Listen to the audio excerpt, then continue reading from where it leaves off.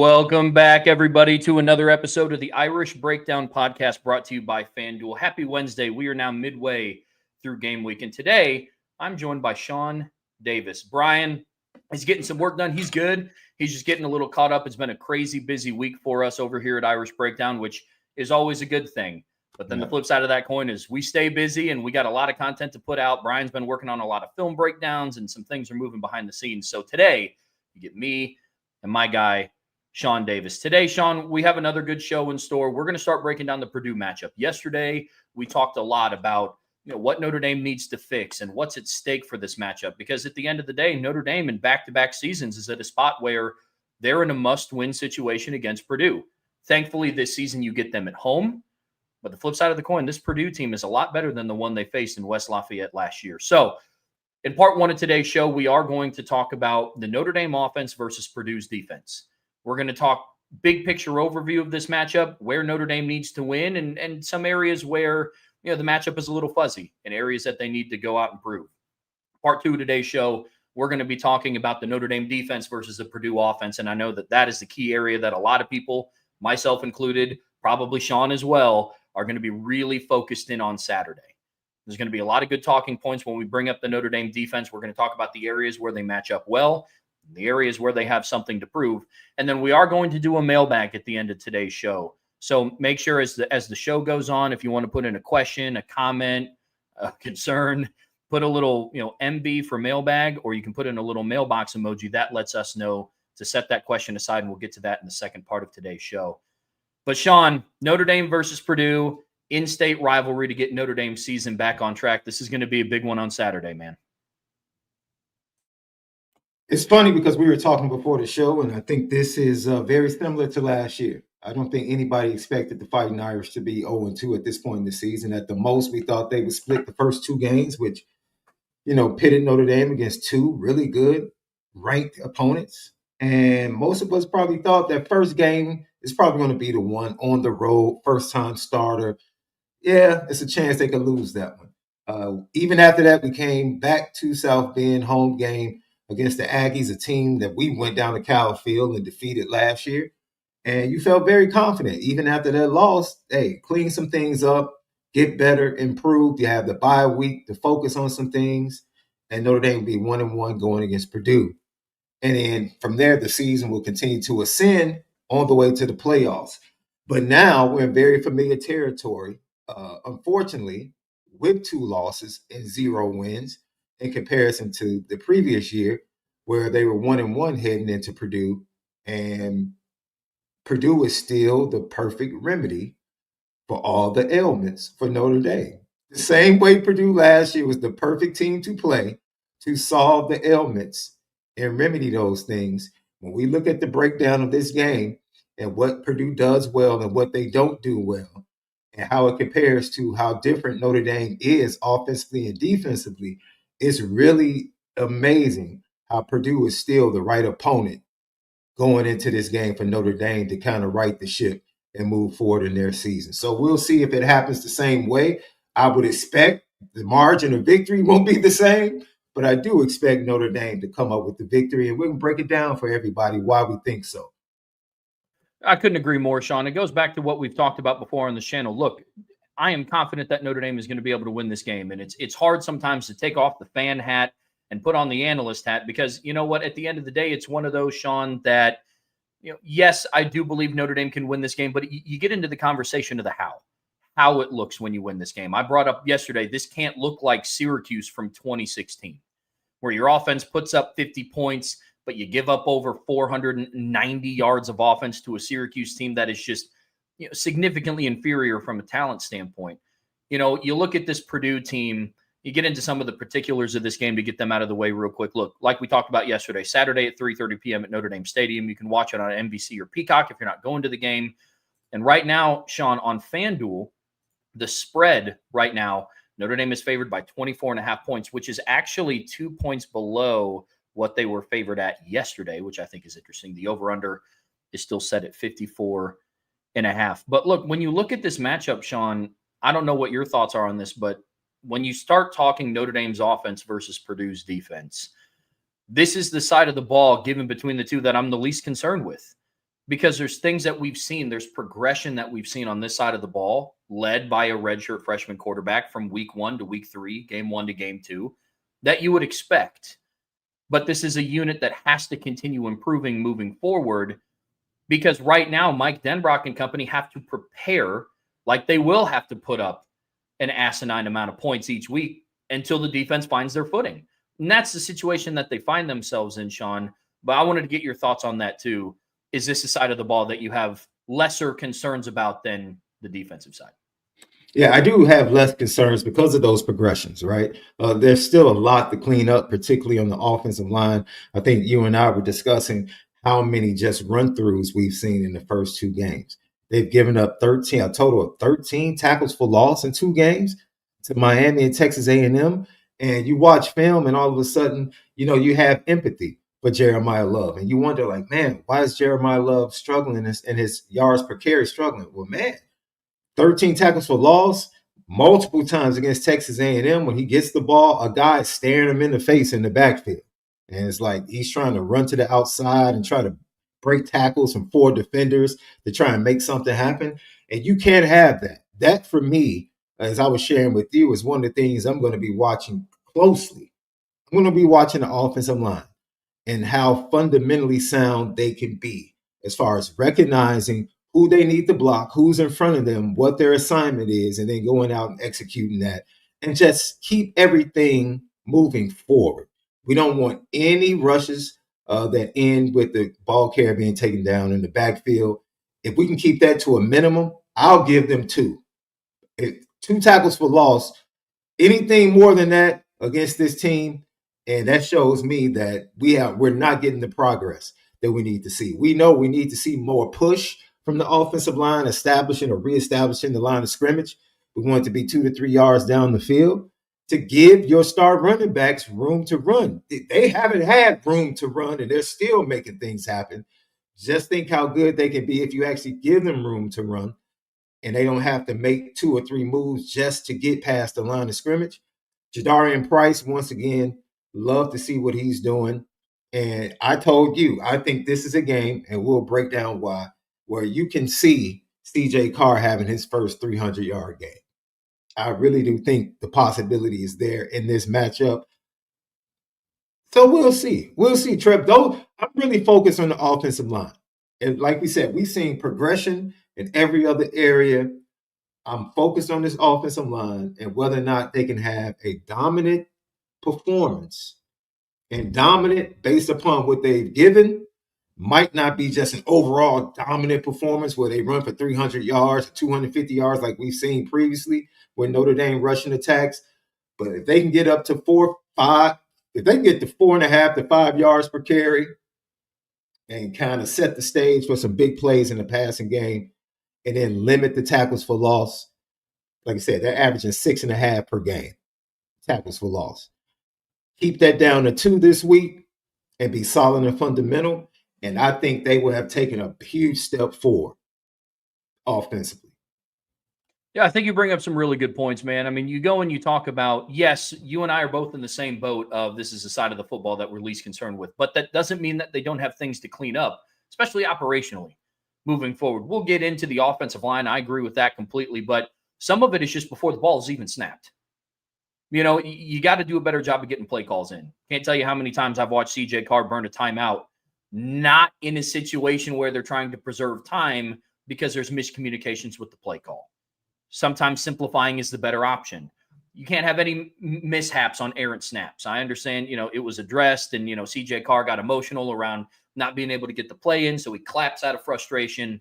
Ashton Craig snaps the ball to end the half against Texas A&M. Got to be able to put your defense in a better situation than that. And then you go and you start talking about playing with more tempo, more rhythm. Brian and I talked yesterday around that is one of the things that we want to see from this offensive unit against Purdue. Utilize more motion. I mean, Brian rattled it off. This is a rough estimation, but I'm willing to say that 80% of their motions were just little zip motions using a tight end or a slot receiver. Be more creative. Use more jet motions. Use more orbit motions. Utilize tempo to your advantage. Sean, how many times last year did we watch this Notre Dame offense, whether it was third and short or right after they picked up a first down, hustle right up to the line of scrimmage and have a play ready to run? And that had nothing to do with Riley Leonard missing the spring or not missing the spring. Those were things that they implemented early in the season. Now, maybe it's one of those where they don't want to put too much on a redshirt freshman quarterback, but you're saying one thing in a press conference that he can handle anything that they're throwing at him, but then we're not seeing some of those results on the field. So those are some of the things that I'm also looking for in the offense. But their improvement has been apparent. They had 314 total yards of offense against Miami. They had 429 total yards of offense against Texas A&M. Their yards per play went up. They had 5.4 yards per play against Miami. They averaged 6 yards a play against Texas A&M. Third down efficiency took a slight bump up. They were 4 of 9 on third down against Miami. They were 7 of 15 against third down against Texas A&M. Now, the counter to that is, hey, maybe you don't put yourself into 15 third down situations and have to put yourself in a position to convert 7, 8, 9 of them. But the efficiency went up on third down. But Sean, to your point, and I couldn't agree with it more, still need to work on preventing negatives. 8 tackles for loss against Texas A&M, 5 tackles for loss against Miami. And those are on some of those things that we've talked about, blatant run-throughs in the run game. You have your center who's still shaking off a little bit of rust, allowing linebackers like Scooby Williams to fly into the backfield untouched. Brian always talks about it. When you're a running back, you don't want your running back making his first move 2 to 3 yards in the backfield. It's not a good spot to be in. We've talked about tempo and movement. Carr has to do a better job of taking care of the football. But, Sean, I know we're going to talk about it a lot. The offensive line still does way too much catching. They need to do a better job of taking the fight to the defense. What are some of the things individually that you're going to be looking for from this offensive line unit against Purdue? Assignment football, just looking at the film and looking at the clips, some of the run-throughs is just not identifying, I have a safety standing over me. Like, I cannot allow him just to come straight through, right? So whether or not it's communication of that particular tight end that's next to you, and whether or not that's his guy, or knowing that before I go ahead and go to this double team, I have to make sure that this guy doesn't have free course and free reign into the backfield to ruin his play. Just mental aspects. That is going to be very important, right? And so that's going to stand out for me, number one.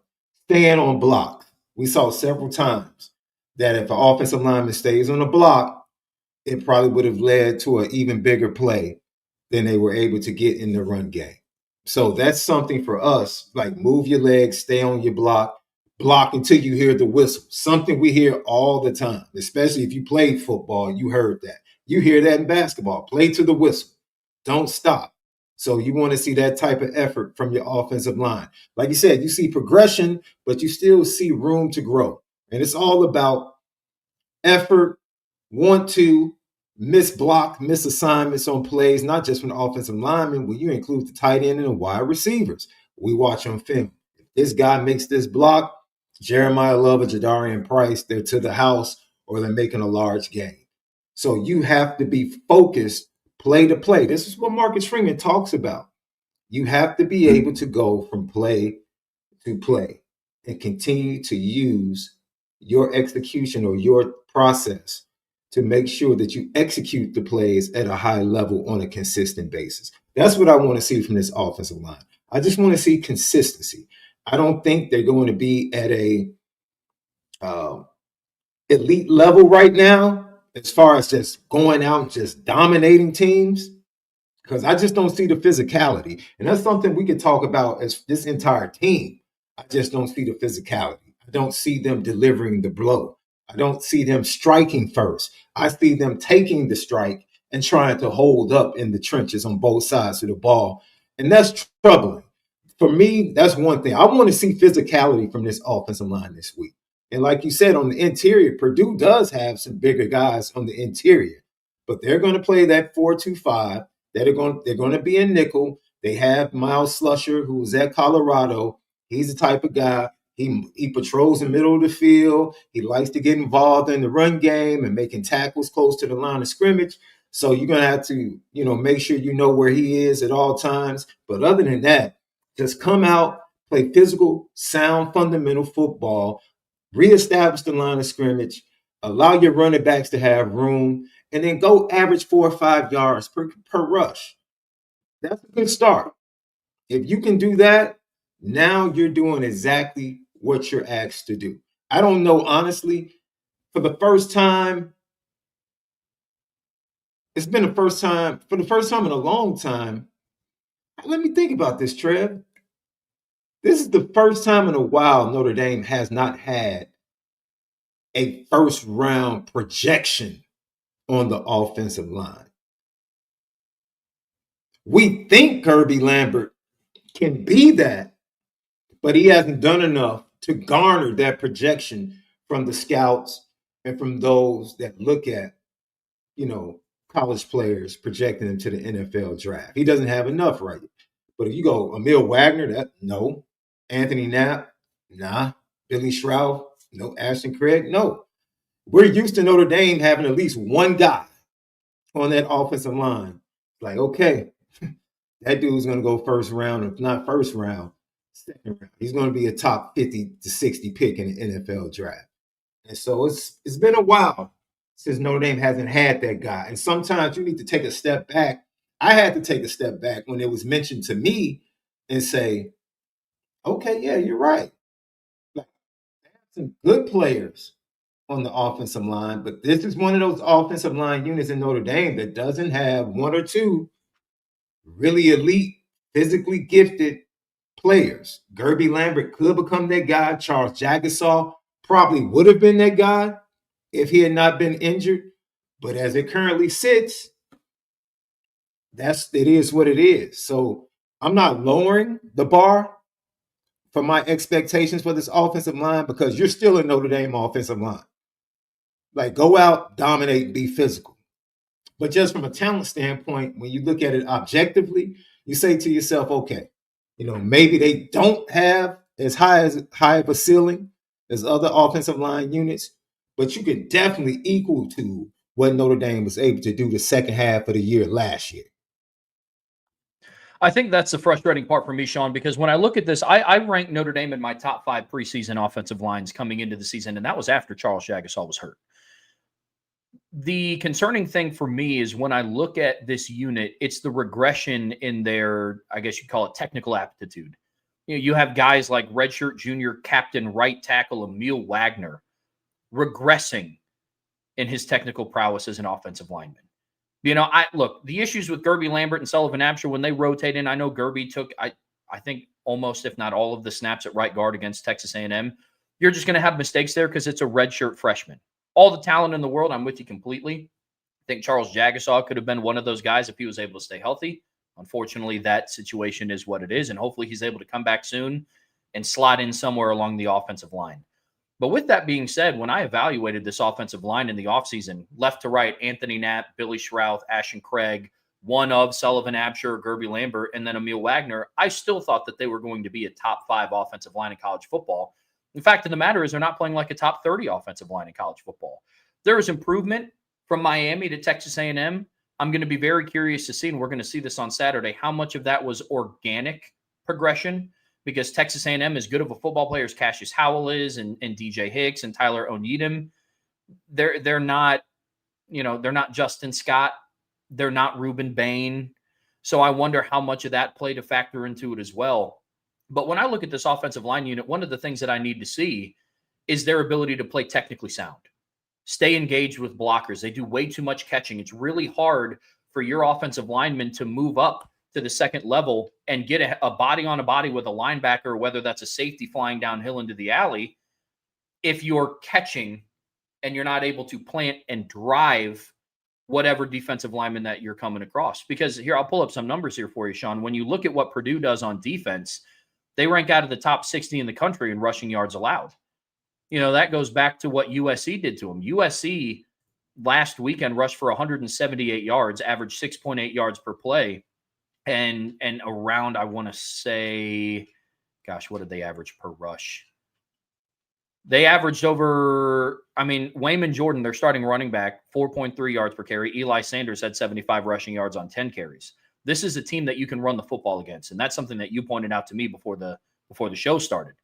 They do a good job of limiting big runs. They've only allowed 2 20-plus yard runs inside of the top 40 in the country. This is a defense that does a pretty good job of creating negative plays. It's crazy to think that in terms of tackles for a loss, Purdue through 3 games has what would that be? 17 more tackles for a loss than what Notre Dame has in 2 games. It's a conversation for when we get to the defensive side of the ball. But you look at it, they allow rushing touchdowns, yards per rush, not bad, but still outside of the top 60 in the country. This is a unit that you can. But if you don't move up to the second level and get bodies on guys like Charles Correa, you don't get bodies on guys like Manny Powell, second level, Miles kid that you were talking about, that is when you start creating more negatives in the backfield. That's when you let guys like, their linebacking core or players off the edge for them be able to pin their ears back and fly down and crash hard off the edge. That's what we saw Texas A&M do on Saturday. To put running backs like Jeremiah Love and Jadarian Price in a position where they are making their first move 1 to 2 yards in the backfield. So those are some of the things that they're going to have to get cleaned up. But Sean, when you look at this matchup, Notre Dame's offense, Purdue's defense, you talk about where they match up well. And sticking along the theme of the offensive line, on paper, once again, the offensive line does match up well with their defensive front.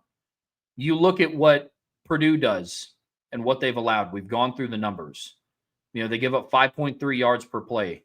They gave up, 6.8 yards per play against USC.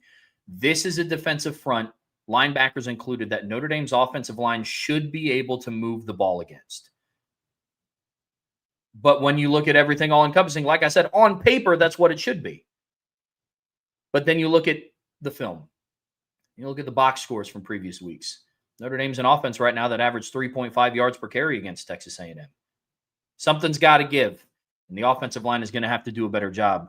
But, Sean, what are your thoughts? On paper, offensive line, how do they match up against Purdue's defensive front? I think it's going to be a great opportunity for this offensive line to take a step forward and really get well.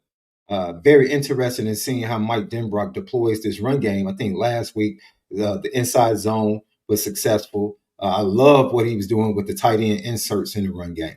I think it would have been even more successful if the backside pretty much just gave up, access to the backfield, before your running back, or basically when the running back was getting the ball. But I loved especially the action with having, both Eli Raridon and Ty Washington in the game, what they were doing in the run game. I thought they did a really good job. So I think, game to game, things change. We didn't see a lot of RPO against Texas A&M. So what is going to be the run game plan for Purdue and a team like Purdue that alignment-wise is probably going to line up a lot closer to what Miami did than what Texas A&M did, which was Texas A&M basically, they did it last year. They did the same thing. They really didn't change how they tried to impact the Notre Dame run game. They didn't.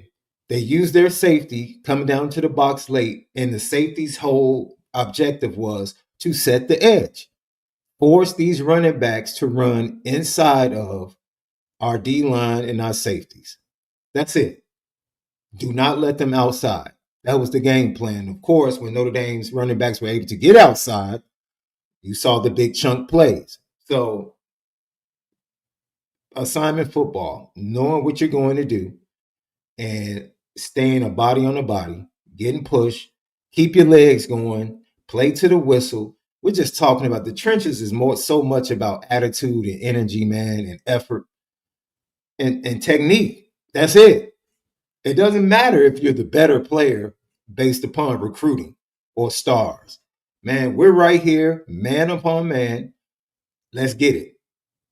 I'm going to hit you in your helmet. You're going to hit me in my helmet. And we're going to see who's going to win this rep.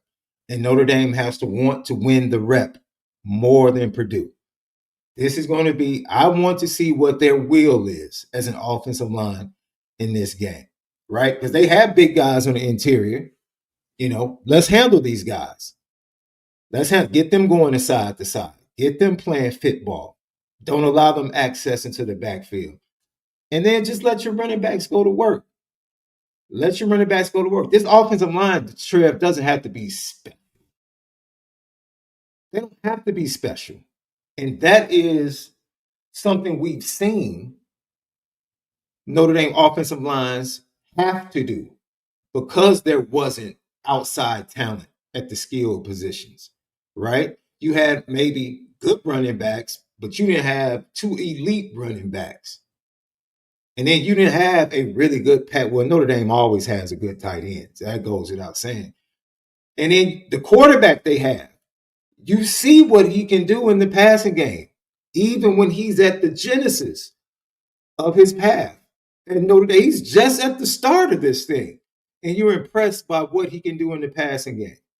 If this Notre Dame offensive line can just be sound because of what they have around them, they don't have to be one of those dominant Notre Dame offensive lines in order for this offense to weekly, this Notre Dame offense, Trev, they can put up 40 points a game.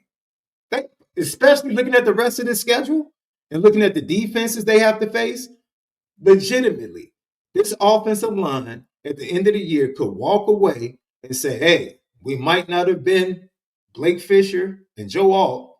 We might not have been Ronnie Stanley and Quentin Nelson and McGlinchey. But look at our stats. We put up 4 more points per game than everybody else. That is the potential. Yeah. If this offensive line can just be sound and fundamental at what they do game to game. Yeah. Well, I couldn't agree more, man. I mean, look at the Texas A&M performance. They played an game. Missed assignments. Anthony Knapp still struggled in pass protection. Emil Wagner in back-to-back games struggled in the run game. They were catching too much. They weren't playing aggressively, and they still put up 33 points on offense, to your point. So I think that's a really good observation. No, I agree completely.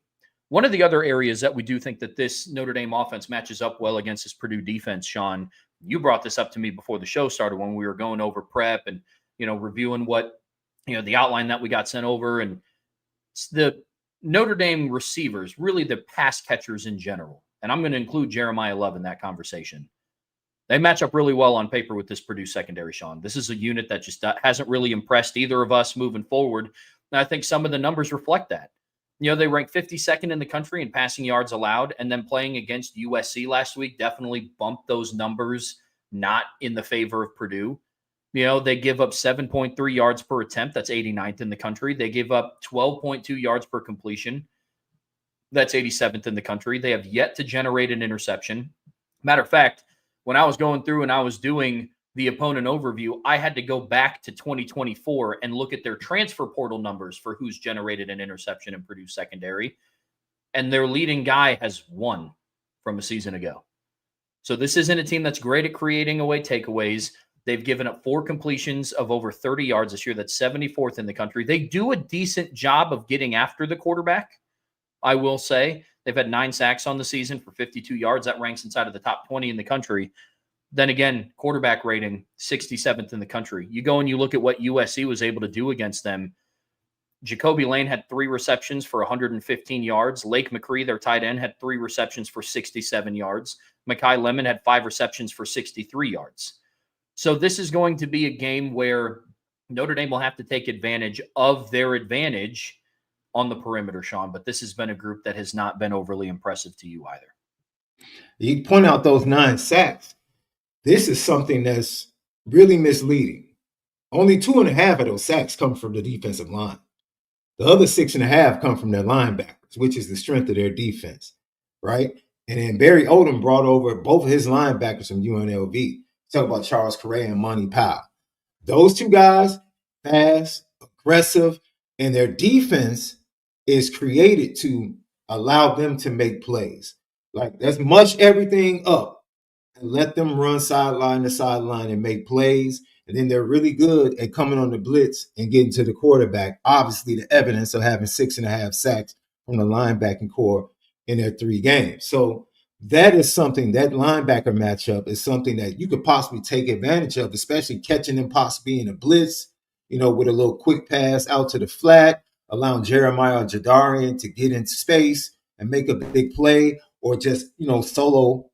I would think that they would try to get Miles Slusher in coverage on the running backs, the way he comes down in the box. I don't think they want their linebackers. I think they know the limitations of their linebackers. I would think they wouldn't allow the linebackers to be soloed up against the running backs, particularly Jeremiah Love. But that's going to be up to Mike Denbrock to find a way to make sure that he gets that type of matchup. So Their linebackers are really good and have been really good for them. Man, that cat Barry Odom, he brought 8 players with him, 3 analysts, 2 coaches. He pretty much just backed up the truck and took everything when he left UNLV.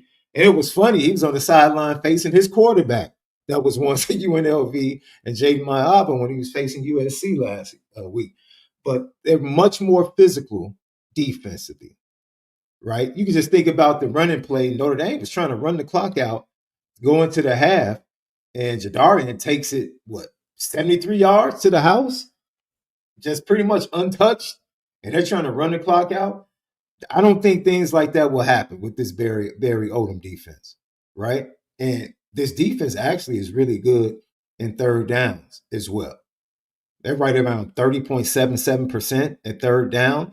USC just never got to third down. USC was getting chunk plays, particularly in the passing game. Like you said, they ran for 175 yards, and they were running, gashing the defense, but they were gashing them on the perimeter. So this is why I'm saying I'm interested in what Mike Denbrock is going to do and what he's going to employ as far as the run game, because they were able to get to the edges of this defense. Similar to, late in the game, you saw Notre Dame start to get to the edge of that Miami defense in the run game. And it was something that Texas A&M from the jump was like, no, we're not allowing you to do that. You're not going to do that. You're going to have to run in between the tackles and our safeties that are setting the edge. So it's going to be interesting. I really don't know, outside of, activating their linebackers to come and attack and put pressure on CJ Carr and rush him, and then to try to create tackles for loss. Outside of that, I really don't know what Purdue can do much to really impact the Notre Dame offense. I sit back, I watch their games, I look at the stats, and I say to myself, they want to get Notre Dame to third down with a freshman quarterback. That's their best bet. Let's get him to third down, be exotic, do some things, come up with some pressure packages, drop into zone. They did that to Jaden Mayava a bunch last week, where they would bring 6 guys to the line of scrimmage straight across, and then they would end up dropping those 3 and drop 8 in coverage and bring 3 on the rush and try to push the pocket and confuse him. They got him a couple of times, got him to make a couple of mistakes, had a couple of chances. I don't know why they haven't been able to get the interceptions, because they had a couple of chances at those turnovers last week. That's something else. They don't turn the ball over. They're not going to turn you over, but they are disciplined, man. This Barry Odom team on both sides of the ball, they don't beat themselves. They make you beat them. They don't commit a lot of penalties. They will not have a lot of penalty yards.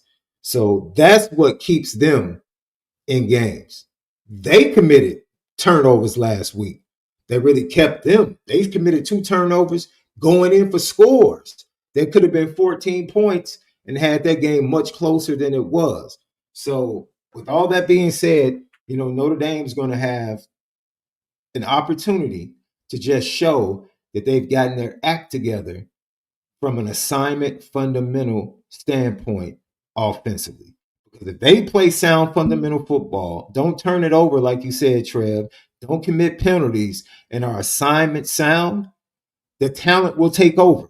Because Purdue just does not have the talent 11 on 11 to really consistently stop the Notre Dame offense. They just don't. I agree completely. And look, Barry Odom, we talked about Purdue early in the offseason, just when we were going through Notre Dame, like early post-spring opponent previews. And what we said was, look, athletically, are they going to be able to compete with, 9 of the 12 teams on their schedule? Maybe, depending on who they get. Notre Dame, athletically, they can't compete. I don't want to paint this picture that, Purdue they can go toe-to-toe for Notre Dame athletically. But to your point, Sean, Barry Odom has instilled this team with a different type of culture. They're more disciplined. Notre Dame can't rely on a safety, as talented as he is, like Dylan Thieneman, to miss 7 tackles against Notre Dame like what he did last season. Poor kid had a rough game last year in West Lafayette when Notre Dame came to town. It was rough. But you're not going to be able to rely on that, because this is a more well-coached football team that has more of an identity. And what we talked about yesterday is Notre Dame right now is not a well-coached football team from top to bottom, offense or defensively. So this is going to be something that they're going to have to clean up. As far as some of the players that could give Notre Dame some fits, we've talked about Charles Correa. He's 6'3" linebacker, leads the team in tackles for a loss. I know, Sean, I am as well. We're high on this Purdue linebacking core. I think that this is the core of their defense. Correa had 11 tackles against USC. It's an impressive performance for somebody who didn't really play a whole lot at UNLV last season. He's a rangy linebacker. He's not, a world beater, Jalen Smith type of athlete, but he's a rangy linebacker who can make some good plays in the box. Coverage-wise, he's okay. He's allowed 6 receptions on 8 targets, but he's only given up 21 receiving yards this year. And so when he does give up a reception, they go down immediately. That's going to be a matchup that Mike Denbrock should take advantage of with Jeremiah Love, getting him matched up against one of Manny Powell or Correa. That's going to be something. But the other player that I'm going to be keeping my eye on for Purdue is CJ Nunnally, one of their edge rushers. Does a pretty good job getting after the passer and setting the edge in the run game. He didn't start the first 2 games, but after a 2-sack performance against Southern Illinois here in the start against USC, right now he leads the team in pressures. He has 3 run stops this season, which is him kind of building off of what he did last year at Akron. He had 27 run stops last season against Akron to go along with the 24 pressures that he generated. So he's a good player that the offensive tackles are going to have to do a good job against. But Sean, when we talked before the show around the areas where Notre Dame has something to prove or face their toughest matchups, you've mentioned it already. The interior of their defensive line could potentially give Notre Dame some fits if they continue to play not technically sound, not fire off in the run game, and drive with their legs, play with a strong base. If they continue to catch, this is a pretty beefy interior defensive line for Purdue. Jamarian Harkless is 6'3", 345. TJ Lindsey is 6'3", 310. D'Amico Kennedy is 6'2", 305. And Ian Jeffries is 6'4", 303. Those are kind of the 4 main guys that they rotate along the interior of the defensive line. If Billy Schrouth and Ashton Craig and Kirby Lambert don't fire out and drive with their legs to try to get up to the second level, those are good run pluggers, man, that allow Manny Powell and Correa to fly downhill and plug up holes quickly. And unfortunately, that's something we've seen way too much of against Miami and then again against Texas A&M. The interior of Notre Dame's offensive line is going to have to play well in this matchup because it is an area that has been a little hit or miss. I know a lot of the attention goes to the offensive tackles, rightfully so, but the interior of the offensive line is going to have to play better moving forward. That's going to help lay the foundation for the jump that their offensive line is going to need to make if they want to continue this season and go on another 10-game run, because that's the situation that they're in. But Sean, switching gears a little bit, when you look at Notre Dame and the players that need to shine in this matchup on offense, who do you start with? I'm just going to start with, hitch my wagon to where you just finished up. Guard to guard. Let's see you play really sound football. You have to win this matchup this week. Just win this matchup this week, especially getting up to those linebackers and allowing them not to be active in the run game and disrupt with tackles for loss and negative plays. It's going to be paramount. I think we all knew and all expected that that would be the strength of this offensive line. When we look at run blocking and pass blocking as a combination, we expected the interior of this offensive line, and that's why you, Trev, made them one of your best offensive linemen before the season started, because you thought from guard to guard they would be really good. And that was the expectation, and we haven't seen it on a consistent basis. We've seen flashes, but we haven't seen consistently, man, we're just going to go out here and kick your butt, and there's nothing you can do about it. There's absolutely nothing you could do about it, right? And so that goes to timing. That goes to everything you pointed out, being in unison or being connected to the running backs, making sure the running backs are patient, being a little bit more urgent when you're pulling and getting to where you need to go. All of the Trev, all of those things, man, right? If you're not getting the ball as a wide receiver, you block and run your route or block your tail off. Like, play with the same pace, play with the same physicality, regardless of what the play call is, and do your job. And that's really what you want to see. I think the pass pro from the tackles, it wasn't, dude, we're setting a low bar here. So if we say they played better in pass pro against Texas A&M at the tackle position, what they put on the field against Miami, dude, they could have rolled out of bed and did better than what they did against Miami. That was a really low bar that they set, right? But you're pleased with the progression that you did see in pass pro. All right, so you move forward from that, and you want to see that continue. Because, like you said, 9 sacks, but those sacks come from the linebackers. Where are the linebackers going to be blitzing from, Trev, to try and impact CJ Carr? They're going to be coming up the middle more than likely. So now your guards and the communication between your guards and your tackles, if they run stunts and they try to bring the linebackers late or they bring them directly at the snap trying to time it, you have to be sound and fundamental. Pre-snap and post-snap. That's what you want to see. Because really, that's their only way to get Notre Dame a second and long and dictate to Notre Dame to eventually get them to third and long, whereas the defense, they're really good. And now they can really come after CJ Carr and then drop into coverage and give him different looks.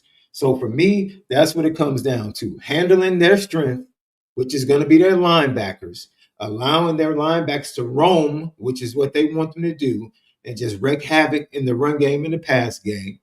Interior, you got to be solid. You have to pick up the blitzes. You can't allow them to come into the backfield, whether it's a pass blitz or run blitz. Be solid. Keep them from penetrating, and then let CJ Carr and the skill position guys go ahead and do their work. That's really what it comes down to, because that's the strength of their defense right up the middle. There are 2 linebackers, Slusher, and those 2 big guys or those 4 big guys in the middle. That's where they make their hay as defense, and that's where they try to set the tone. So Notre Dame has to win up the middle this week. They have to win up the middle. Couldn't agree more. I echo every sentiment that you're talking about for the offensive line. I broke this down into 3 different, I guess you could call it, players, buckets, categories of who needs to shine in this matchup. Offensive line was one of them. Couldn't agree more with what you said there, Sean. I'm going to talk about the guy under center and the guy commanding this offense. And I think CJ Carr needs to have a performance to continue to build on some of the things that he was able to do in the first 2 matchups. There's a lot of good of what CJ Carr did. I can't tell you the last time in back-to-back performances I watched a Notre Dame quarterback with that much magnitude on it at that age perform the way that he did. A lot of good takeaways.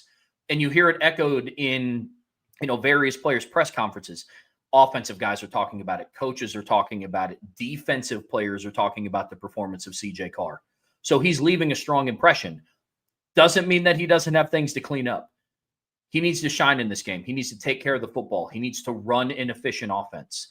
Part of getting the play call in is he also needs to do a better job with communication. Getting the play call in, communicating it to the offensive line. If the offense this week does decide to go tempo, he's going to have to do his job in making sure everybody's set, sending people in motion when they need to, adjusting the protection at the line of scrimmage, and audibling out of play calls if Purdue, most likely when they audible out and bring more hats into the box to stop Jeremiah Love. So this, all in all, CJ Carr, numbers-wise, I'm not concerned about the numbers he's going to put up against Purdue. In a primetime matchup at home, he passed for 293 yards against Texas A&M. I'm not worried about his numerical output on the box score at the end of the game. I want to see him run a clean, efficient offense. Taking care of the football, no procedural penalties, everything is clean. Just the operation looks smooth. You know what I mean? And those are one of the things that you can't really track on a stat sheet. You can't pull up the box score at the end of the game and be like, okay, how clean of an operation did they run? But when you watch it, I want to make sure that there's no hiccups. There's no, errant snaps because of a clap. There's no, pulled the RPO read and threw the screen when he really should have handed it off. Hey, you need to check to the protection here, things like that. Very, very clean operationally from CJ Carr. And then the last guy's Jeremiah Love. He's somebody that tore this defense up last year. Different defense, different stadium, different setting, different game, different team. But the things that I want to see from him is I want to see him be a more efficient runner. There's been a lot of conversation around, should Jadarian get more snaps because he's looking like the better running back right now? Well, look, at the end of the day, Jadarian is being the more patient runner right now. There are some God-given things that Jeremiah Love can do that nobody else in the country can do at running back. Jadarian Price included. But where Jadarian kind of has a leg up on it right now is his footwork is a little cleaner and he's being a little bit more patient of a runner. There are plays where Jeremiah Love could have broken it open if he was just a touch more patient. There's things that he has to work on with footwork. I want to see that stuff cleaned up because, look, Sean, at the end of the day, like I said earlier, I don't want to paint this picture that if, CJ Carr doesn't throw for 300 yards, Jeremiah Love doesn't rush for $150, and, Raridan and Fields and Greathouse combined for 220 receiving yards, that Notre Dame is just going to lose in another shootout. I don't want to paint that picture because top to bottom, Notre Dame's offense has more talent than Purdue's defense. It's just the case. I think they win this game. It's just a question of how does it look? Not even by how much, but how does it look? I want to be able to, because Jeremiah Love has the talent to bust a 75-yard touchdown run, even with not proper footwork. But you go on the road against Arkansas in 2 weeks, or a week from Saturday. That might not work against the Razorbacks on the road. So I want to start to see the foundation laid of him becoming a more efficient runner. You know what I mean? You just struck gold with what you said.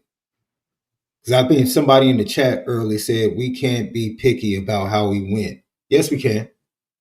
Yes, we can. This isn't a talent deficient team. Yes, you can. They're supposed to go kick Purdue's butt. And if they do their job, they will kick Purdue's butt. Yeah, you can be picky. Because progression is how you win. That's what we're looking at now. How you win. We already expect them to win. Now it's about how you win. Because that's the only way you're going to make other people and other teams feel like, they found themselves. If you squeak out a win against Purdue, Arkansas is going to be very confident. If you come out, do what you're supposed to do, and put film on display for Arkansas to look at and say, oh, okay, the defense is finally starting to get it together. Oh, this offensive run game, now they're really starting to get going. As physicality is returned to the offensive line, CJ Carr keeps getting better. That's what you want to do. So how you do it absolutely matters. You hit the nail right on the head, Trev. Yes, you expect this to be a victory and a W. It would be catastrophic if it's not. It would be sort of catastrophic if it's close. Notre Dame and what these players and the staff, what they need is a convincing win in which they have found themselves. We talked to Matthias Farley last night, former Notre Dame safety. He said something that I thought was so profound. I don't know if he stole it from somebody or if it was something that he put together himself. He said, adversity introduces man to himself. Notre Dame is in a position where they're facing adversity that they probably never thought they would face this early in the season. But guess what? They're face to face with who they are right now. This is who we are. And either you want to stay there or you get up, dust yourself off, and go move to being who you really are.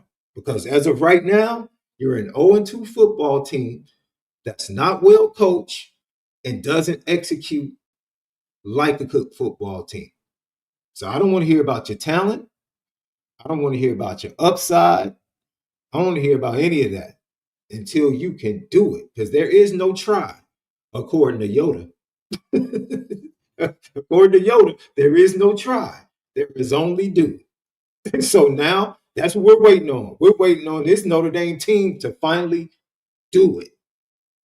We're tired of hearing about what you can do and effort, trying, all of that. No, go do it.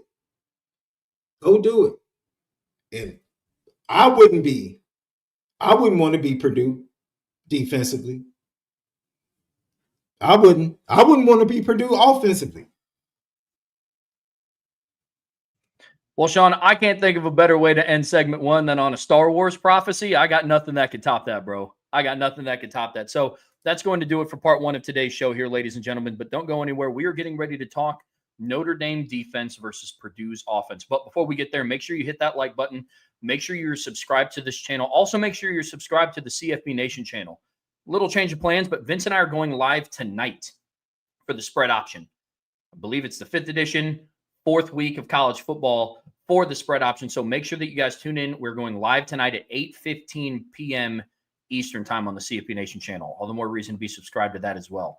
Also, make sure that you guys are subscribed to the premium message boards. You see it scrolling down there at the bottom of the screen.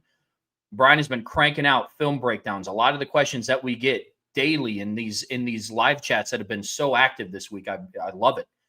But a lot of the questions that you guys have can get answered as long as you guys are premium message board members at boards.irishbreakdown.com.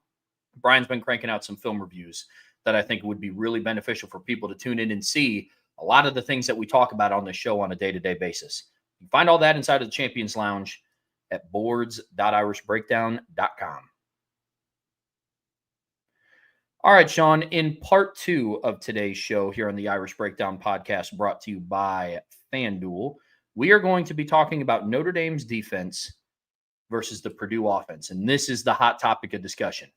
This is the one that we all lights are the brightest on this. Because, look, at the end of the day, Notre Dame's offense is going to be able to put up points on Purdue's defense. There is no doubt in my mind about that. If not, there's a much bigger issue at hand than what we thought.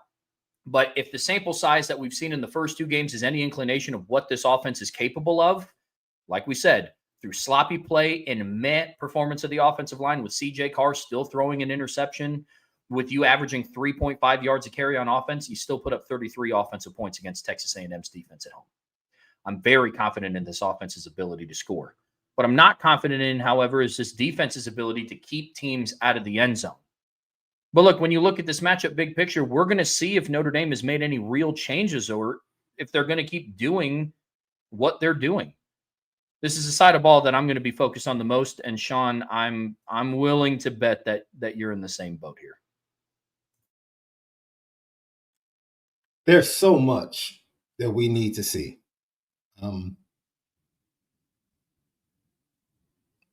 Heard the players talk. One of the things that stood out to me, they don't come across to me as a defeated team. I think they're very disappointed. I think they don't like starting from this hole. I think they know it's a tall task and a tall mountain they have to climb to get to their goals leading into the season. But once again, like I said, this is what adversity does. It introduces you to yourself. It gives you a reality check. And maybe who you thought you were is as good as you thought you might have been. Now you get to really see you're not. So now we need to go to work and we need to make some changes. And so hopefully we start to see those changes. Just talking about them, this is honestly, they faced a trio of dynamic wide receivers. I would say Purdue might be the 4th best receiving core they're going to face this year. I would put USC number 1, especially with the first 2, Mekhi Lemon and Jacoby Lane. Like those dudes. And then, man, Notre Dame fans, you're Nuke Hines, somebody that Notre Dame thought they had in recruiting and lost out in the end to USC. USC came out of nowhere to snatch him because it really was a Texas Notre Dame, battle. Most people thought until USC got the commitment in the end. He's come on, he's making plays. So you start to look at that receiving core, what we just faced against Texas A&M and that speed, and then you start looking at not just the trio. They have 4 really good receivers that are making hay and putting up stats this year. I thought it was very interesting what USC did. They came into the game and they made it a specific purpose of shutting down Ahmad Branch. He only had 2 receptions, but that allowed Nitro Tuggle, EJ Horton, and Michael Jackson III to kind of get going, right? And Ryan Brown, his second game over 300 yards. He's doing well, throwing for 63%, completion percentage 786 yards. So he's going to be another one of these dual threat quarterbacks that Notre Dame is going to have to face, here in the middle of this schedule. And so, you're going to have to tighten some things up. They're going to face a lot of motion. They ran a play that I love, Trev. They ran a outside zone look RPO where the tight end actually looks like he's down blocking. And then literally He runs out and he's catching a quick screen, with the wide receivers blocking. It was just beautifully drawn up. They did it like 2 or 3 times, and USC never picked up on it, right? So those are the things that I discipline for me, Trev. I discipline. And once again, playing assignment football and fundamentally just tackling and playing fast and playing physical. Like, not the spectacular things. This is a game that if you do the basic things, you should overwhelm your opponent. If you just do the basic things. I think this is a game where our defensive ends, hopefully Josh Burnham is healthy, Botello, Traore, hopefully Logan Thomas and Bryce Young, they can all get into the game and make impact. Because this offensive line at Purdue, whew, man, we are upset about the Notre Dame offensive line play. Go be a Purdue fan. Go be a Purdue fan and watch them play. We try to tell people, when Notre Dame isn't playing well, at worst, they're like middle of the pack or average as an offensive line. Go around the rest of college football and watch what these other fan bases have to deal with on a weekly basis. It's bad. Oh, it's bad. And I wouldn't say USC's defensive front is really that good, but they got after Brian. They got after Brown all day. So I think they gave up 5 sacks, and it should have been more. I know a couple were called back by penalties or erased by penalties. So this is a game where this defensive line, particularly the edges, can really make some hay. And then on the backside, just be fundamental and just tackle and just do your job and have eye discipline, because they're going to give you a lot of motion and eye candy, and especially with the RPO game. That we could just start right there. No, I agree with you completely. Look, big picture, when you look at this matchup, Sean, not only is it a get right game for this defense, it is something where you have to turn it around, and you have to turn it around this week. There is no more, let's wait and give some. No, the change has to be now. They've given up 812 total yards of offense in their first 2 games. 812. It's an insane number. You're now going up against the Purdue offense that ranks 33rd in the country in passing yards per game. I'll pull up those numbers right now. But you go and you look at what they've done so far this year. Like I said, 33rd in the country in passing yards per game, 29th in the country in yards per attempt, and 19th in the country in yards per completion. Outside of those numbers, this is a relatively vanilla offense. But you go and look, they're going up against a Notre Dame secondary that in 2 games has given up over 560 yards of passing yards to Carson Beck and Marcel Reed. It's an issue that has to get changed, and it has to get changed right away. But you start getting into the conversation of where Notre Dame matches up well on defense against Purdue's offense. And once again, and we find ourselves having the same conversation, on paper, the defensive line matches up extremely well against Purdue's offensive line. But Sean, I know you're in a similar boat. I'm in show me mode. We're talking about a defensive line that ranks bottom half, a defense that ranks in literally dead last in the country in generating negative plays. Get to that in a second. But Sean, you talked about Purdue's offensive line and what they did against USC, or I guess a lack thereof of what they did against USC. And it's rough. Purdue's offensive line gave up 31 pressures and 12 hits plus sacks on the quarterback against USC. And that's also not a coincidence as to why Ryan Brown threw 3 interceptions, including a pick 6. Like I've said before, football can be a complicated game, but there's some things that when you look at it, it's relatively simple. You get pressure on the quarterback, especially a quarterback like Ryan Brown, who is a good quarterback. He's athletic. Sean, I hesitate to bring this up with you and I in the show. I was fully gung-ho, ready to do it when I thought it was just going to be me and Brian. But Ryan Brown last year lit up Illinois' defense. 297 passing yards, 3 passing touchdowns, 118 rushing yards on the ground against a ranked Illinois team at home. You don't do that if you're not a good quarterback. And now he has better athletes on the perimeter than what he did last year when that happened. So this is a defense, Sean, to your point, or an offense, Sean, to your point, that you're going to have to play more fundamentally sound against, or else they will be able to take advantage of some of your mishaps. And that starts with generating pressure up front. On paper, they match up well. Bryce Young, Boubacar Traore, Jason Onye, Donovan Heinisch, Gabriel Rubio, Junior Tuialamaka, Josh Burnham match up really, really well. But at the end of the day, they're struggling to create negative plays. Notre Dame ranks dead last in the country in tackles for loss with 4 through 2 games, and they're tied for last in sacks with 1. It's not a good spot to be in, Sean. It's not a good spot to be in at all. You know what I don't see as far as the pass rush, and Trev, feel free to correct me, man. The basic things in pass rush, speed to power in a pass rush, physical aggressiveness, and being able to bend and turn the corner. That's what I expect to see from just every defense. If you're playing defensive end, those are the basic things we need to see. All of this counter move, spin move stuff. I don't want to see Boubacar Traore try another spin move and try to rush backing up into the tackle. I saw it twice against Texas A&M. Let's not try that. Either you beat this guy with an upfield rush, and you can still do that and not go by the quarterback and allow a running quarterback like Brown to get outside the pocket and impact you with his feet.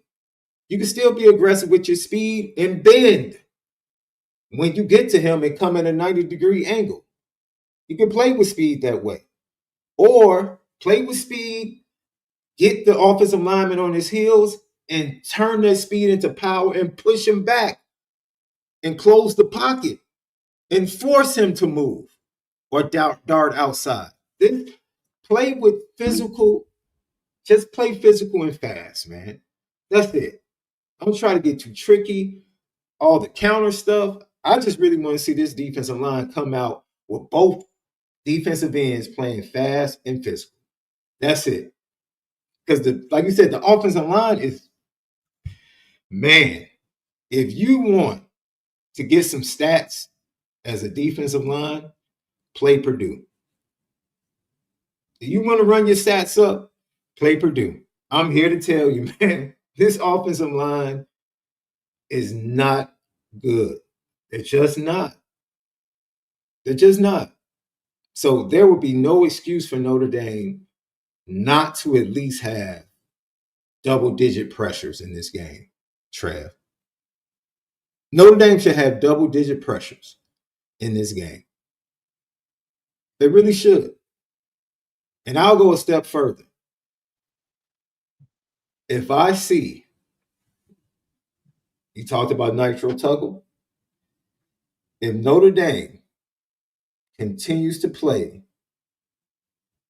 non-complimentary football, because that's what you're seeing defensively, ladies and gentlemen. Oh, yeah. They're not complimenting each other front to back. They're just not. They're not working in unison and moving as a group. They're not. You're not getting the pressure up front. But then on the backside, if you're not getting the pressure, you can't play outside technique and outside leverage in the slot and just continually get beat up on crossing routes and over routes. If you're covering the slot, giving outside leverage, you're just giving them the middle of the field. Here, take the middle of the field. But you're not trying to apply pressure. If you're going to play outside leverage, you have to get immediate pressure. You have to, because you're giving up the middle of the field. And then your linebackers need to work in concert with that outside leverage and be aware of that to take away the middle of the field in their drops. We're not seeing any of that. Nothing is like married or jointly put together or connected. It's all different things. We're going to do this up front, but then we're going to have this coverage on the back that doesn't marry to what we're doing up front. We're going to be exotic, but nothing matches. And that's what we've been seeing. So is that players? Is that coaches? Or is it a combination of both that we hope they've solved during this preparation this week? Because that's what needs to happen. And this defensive line needs to get right this week. They need to be salivating. I would be trying to sub myself. I wouldn't be waiting for Al Washington, Trev. And if I was tired and I'm on the field, I'm not tapping my helmet. I'm not coming out. I got stats to build up. That's the attitude they need to play with. Like, no. They need to be dogs this week. They think they need to play with a hunger. Like, hey, let's go get it. That's what's needed. And so hopefully we see it. Hopefully we see it. People, Notre Dame fans, you'll get to see it. If you haven't seen it, this is one of the bottom feeders of offensive line play in college football, particularly in pass pro. And heck, they don't run the ball well, like you said, as well. So they really don't do anything well as an offensive line. And both of their running backs are bad in picking up pass rushers and blitzes. If you watch the USC game, both of their running backs were getting blown up trying to pick up blitzes. It was just the fact that Brown threw for 300 yards speaks to the talent they have a wide receiver and speaks to how good he is as a quarterback. I agree completely. And Sean, look, at the end of the day, look, I think you and I can both kind of agree that this will probably be one of, if not the worst offensive line that Notre Dame's defensive line will go up against this season. Especially when you factor in they still have to play an Arkansas offensive line, coached up by Sam Pittman, and USC's offensive line and a Pitt offensive line. And they just got tested with the two best offensive lines that they're going to play all season, barring whoever they face in the postseason. So this is a group where I agree with you on the pressures. I'll take it a step further. Those pressures need to get home. At the end of the night, Marcel Reed was pressured, according to Pro Football Focus, 16 times by Notre Dame. But it's the lack of it getting home. It's the lack of it being finished. That is my biggest issue with you have to finish when you get pressure on Ryan Brown. There's things that you can do differently schematically.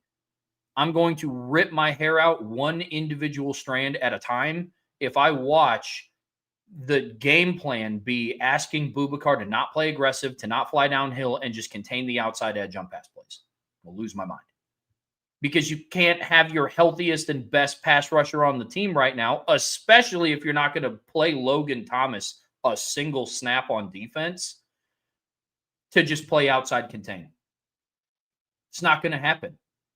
You're not going to be able to get home on your pressures enough. Just not. You're not going to get home on pressures enough if you have a defensive front that includes 3 defensive linemen, including Jordan Patello, who is 2.5 months removed from a torn pec, going head up on a center out of a 2-point stance. It's to your point, it's the discombobulation with what they're asking them to do.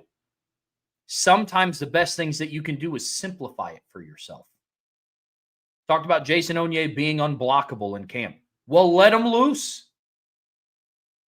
Let him go be unblockable, instead of trotting him off the field on third down and asking a 6'2", 260-pound edge rusher to line head up over 6'3", 330-pound Mark Naboo and expecting to generate pressure up the middle. It's just not going to happen.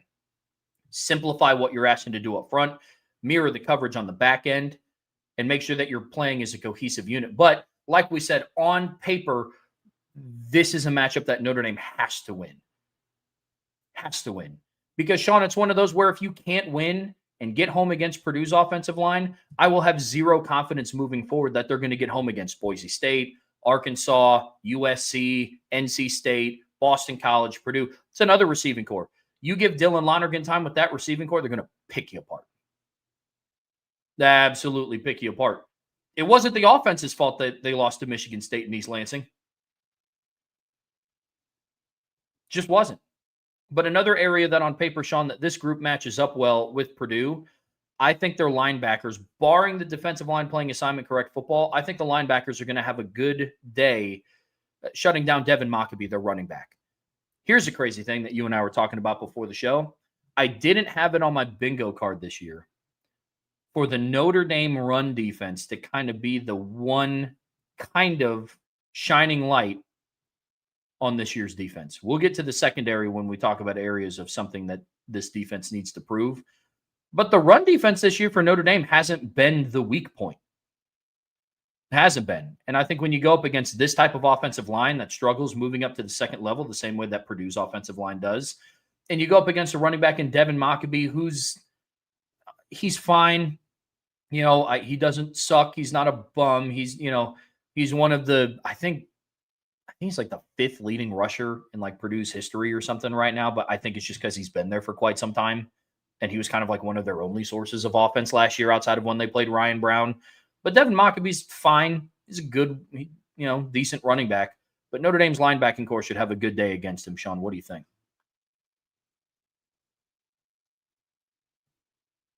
How can I say this nicely? If this Russian attack has success on Saturday, now you're seeing like we're trying to plug holes over here, and another hole has like popped up over here.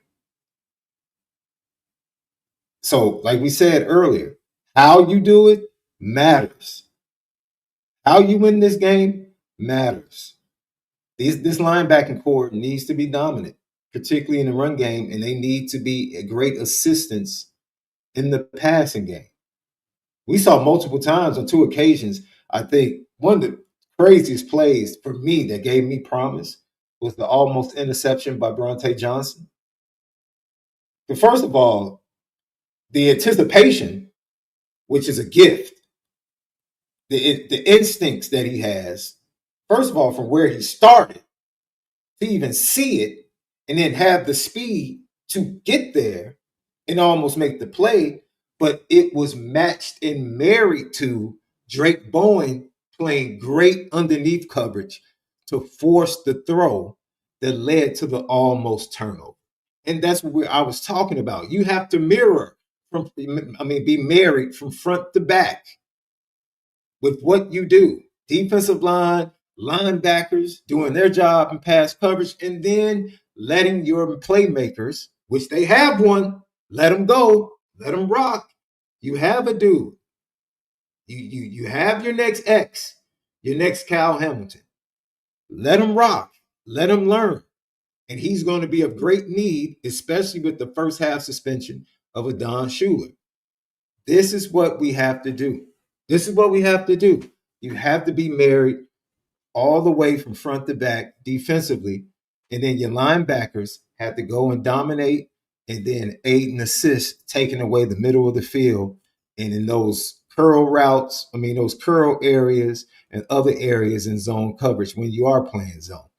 So I think for me, and I said this, and some people, look, for me, this is a great 3-man rotation linebacker wise for me.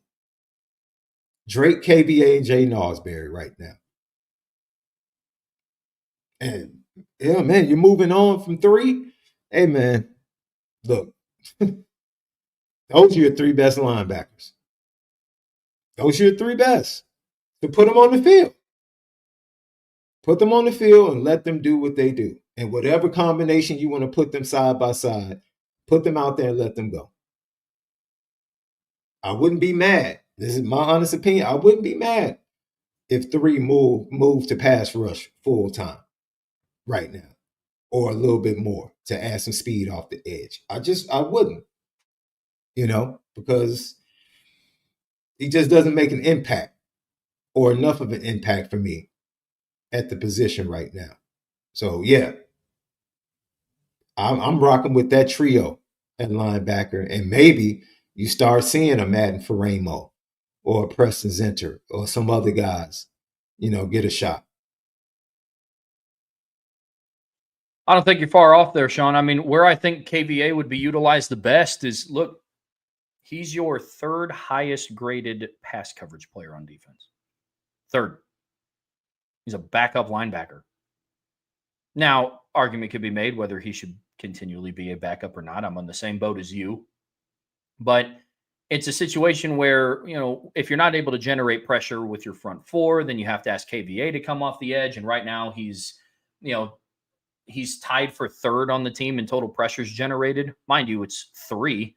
But it's one of those numbers that has to take a step up. But I'm with you. You got to be able to put your best personnel on the field. That's for sure. Flipping gears here, though. Go ahead. But can't you? This is my crazy thing. Even if he's playing linebacker, you can still scheme up stunts that allows him to come off the edge on a blitz. Mm-hmm. You don't have to line him up on the edge to get him to come off the edge. Like, When you have players like that, when you have a Bronte in the secondary, when you have a Leonard Moore in the secondary, when you have KVA at linebacker, and they want Boubacar to be that guy on the defensive line, a hope as he progresses physically, by the time he gets to 100%, which I don't think he is right now, he'll become that for the defensive line. When you have guys like that, you scheme purposely to get them in position to do bring him off the edge. Stop running him into the middle of the offensive line when you blitz him. Bring the defensive end down and let him come around and come off the edge in a blitz. Like, do creative things to allow him to do what he does best without just tipping it off. Oh, KVA's on the edge. Watch him. He must be coming. I mean, this is what I'm talking about, man. When you have guys on every level that we believe can be elite or have shown elite traits, you have to loose them. You can't hold them back. You can't put them on a leash. You have to find ways to just let the horse out the barn or let him out the gate and let him run. Right? Go let them run and be thoroughbreds. That's what they are. Let them be thoroughbreds. You're definitely not wrong. I agree with you, Sean. I do. Flipping gears here to where Notre Dame, areas where they have something to prove. And again, it is crazy to say this, that we talked about areas where Notre Dame matches up well, and we talked about their run defense. The areas where they have something to prove the most, Sean, is their secondary. Look, here's the fact of the matter. Notre Dame has played 2 slot receivers this season, Malachi Tony and Mario Craver. They've given up 13 receptions, 289 receiving yards, and 2 touchdowns in 2 games to opposing slot receivers. Just those 2 guys. You got something to prove there. You talked about the defensive line, like licking their chops at going against Purdue's offensive line. If I'm Michael Jackson III, I am not coming out of the game against the secondary until proven otherwise, especially after going 7 for 70 against USC. And that's what's crazy. That's what's really crazy about this unit. But look, it has the makings of, okay, it's put up or shut up time from the secondary. And there's a chance that you could be doing it without 2 of your better corners. Leonard Moore is questionable. Devontae Smith is questionable. Christian Gray has played poor to start the season and is also banged up. And Carson Hobbs has been targeted 17 times in 2 games, giving up 9 receptions for 157 receiving yards and a touchdown. That's not a shot at anybody in particular. That is just the fact of the matter where your secondary is at right now. And this is a group that's going to have to go out and prove it against talented players. People hear Purdue and they immediately think of 66-7. Well, that team last year didn't have Ahmad Branch. That team last year didn't have E.J. Horton. That team last year didn't have Nitro Tuggle. This is a different looking. They didn't have Ryan Brown at quarterback. This is a unit, Sean, that is going to have to step up in a big, big way. Schematically, execution on the field. Look, at the end of the day, I'm as frustrated with Chris Ash as the next guy. Chris Ash didn't teach Christian Gray to tackle like that. Flat out. There are some things that they have to get shorn up on the back end of their defense, and they're going to have to do it without one of their captains playing in the first half. Sean, this is a unit that when you look at it, they have a lot to prove in this matchup against Purdue. And look, at the end of the day, if they go out and prove it against this unit, there is something that we can walk away from. I know big picture, there's going to be people that are like, yeah, cool, the secondary shut down Purdue. Yeah, I mean, you were able to lock up a passing offense that's going for almost 272 a game. Here's what's even crazier, which I'm not really sure why this is the way that it is. Now, I'm going to definitely talk about this tonight. When you look on FanDuel, Ryan Brown's over-under passing yards is set at 167.5. Dude's averaging 271 a game. And that's after watching what Notre Dame has allowed in the passing game at back-to-back weeks. Isn't that weird? That's a pretty good bet. If I were a betting man, I would probably sit on that. That might have been better than the Great House prop bet from last week, bro. Which is like an alley-oop from FanDuel. That's a pretty good number. That's what I'm saying. I mean, it's Look, I mean, shoot, doing the same thing with Malachi Fields. His over-under is still set at 46.5. It's another one that I'm just absolutely going after. But in pertains to Purdue's offense, the fact that his over-under is set at 168 passing yards after watching what Notre Dame's defense gave up, then after watching what Ryan Brown did again. Look, Ryan Brown threw for 305 yards against Purdue. Or against USC. I mean, that's the... But again, Sean, this secondary has a lot to prove. And if they perform well, you can walk away with saying, okay, they had a get-right game against Ahmad Branch and E.J. Horton and Nitro Tuggle and Michael Jackson III. I think that there's some things to take away from that performance. What say you? I think especially defensively across all sports, the more talented the team you face offensively, the more simplified you want to be defensively. The more talent you face offensively, and the faster the offense, the more simplistic you would like to be in your approach defensively. I would love to see maybe some man-zone mix, right? Let Leonard Moore, if he does go, and we hope that he goes because it's a great need for him, especially with a Don Shula being out. You have Ahmad Branch. That's your guy. Take him away. Because USC, they didn't do it singularly like Notre Dame can do with Leonard Moore, but they found a way to make Brown go to his other receivers. And so you want to do that. Now we're playing 6 against 3, 6 against 4. Conceivably, if it's 6 against 3 guys out in the pattern, we can double. That's what the numbers say. We can double these 3 guys and take them away and allow our guys to get home up front. Then, eye discipline. You talked about the motion. You talked about the RPO. Brown loves to throw a lot of back shoulder throws. So you're going to have to be very fundamental in your footwork and your coverage. They might get a couple because they have good receivers. And then last but not least, you have to marry what you're doing to what you're calling and what teams are trying to do to you. Once again, you cannot play outside leverage and consistently allow yourself to get beat with crossers and over routes. Miami did it.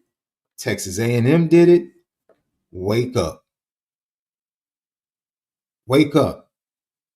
Because as much as we can get on Carson Hobbs, you're putting him at a disadvantage.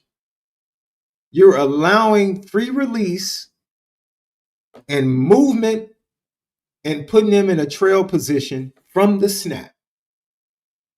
And he would have to be Deion Sanders from a speed standpoint to take up that slack. It's almost like running the corner in a 200. That's what it's really like. Can you make up the stagger? And the best of the best are able to make up the stagger. But that's what you're pretty much asking Carson Hobbs to do when you allow him in the slot to play outside technique. It's like, man, you're going to have to use your speed to take this up. And through 2 games you've seen against really good wide receivers, he's incapable of doing that. So don't ask him to do it. I would much rather you play inside leverage and give away the flat throws and other things.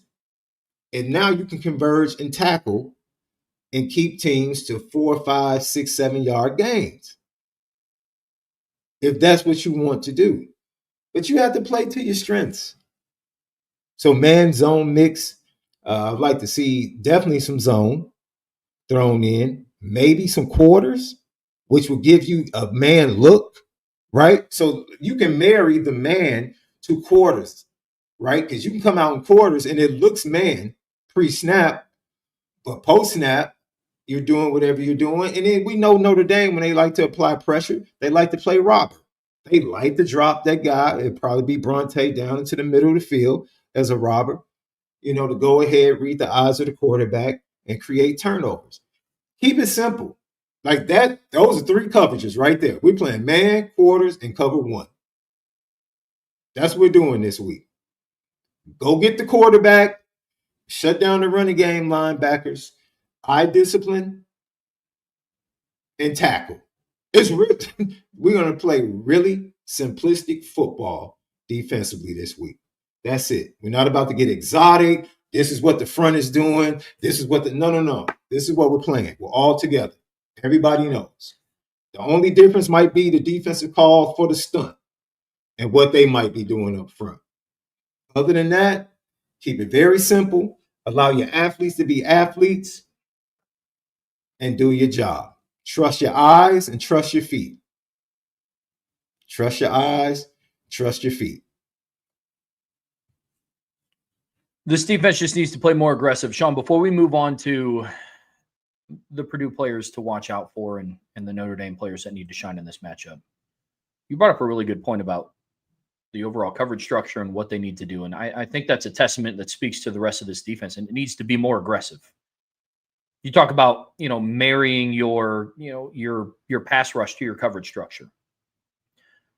I think you also need to marry the aggressiveness that you're talking about throughout the week to the performance on the field. You need to relate that in play calling. You need to relate that intensity. Look, at the end of the day, when you look at Notre Dame's defense against Texas A&M, I don't think they came out and played with like a lack of fire. You know what I'm saying? Like, it didn't look like they didn't want to be there, and it wasn't a lack of effort, but it wasn't aggressive.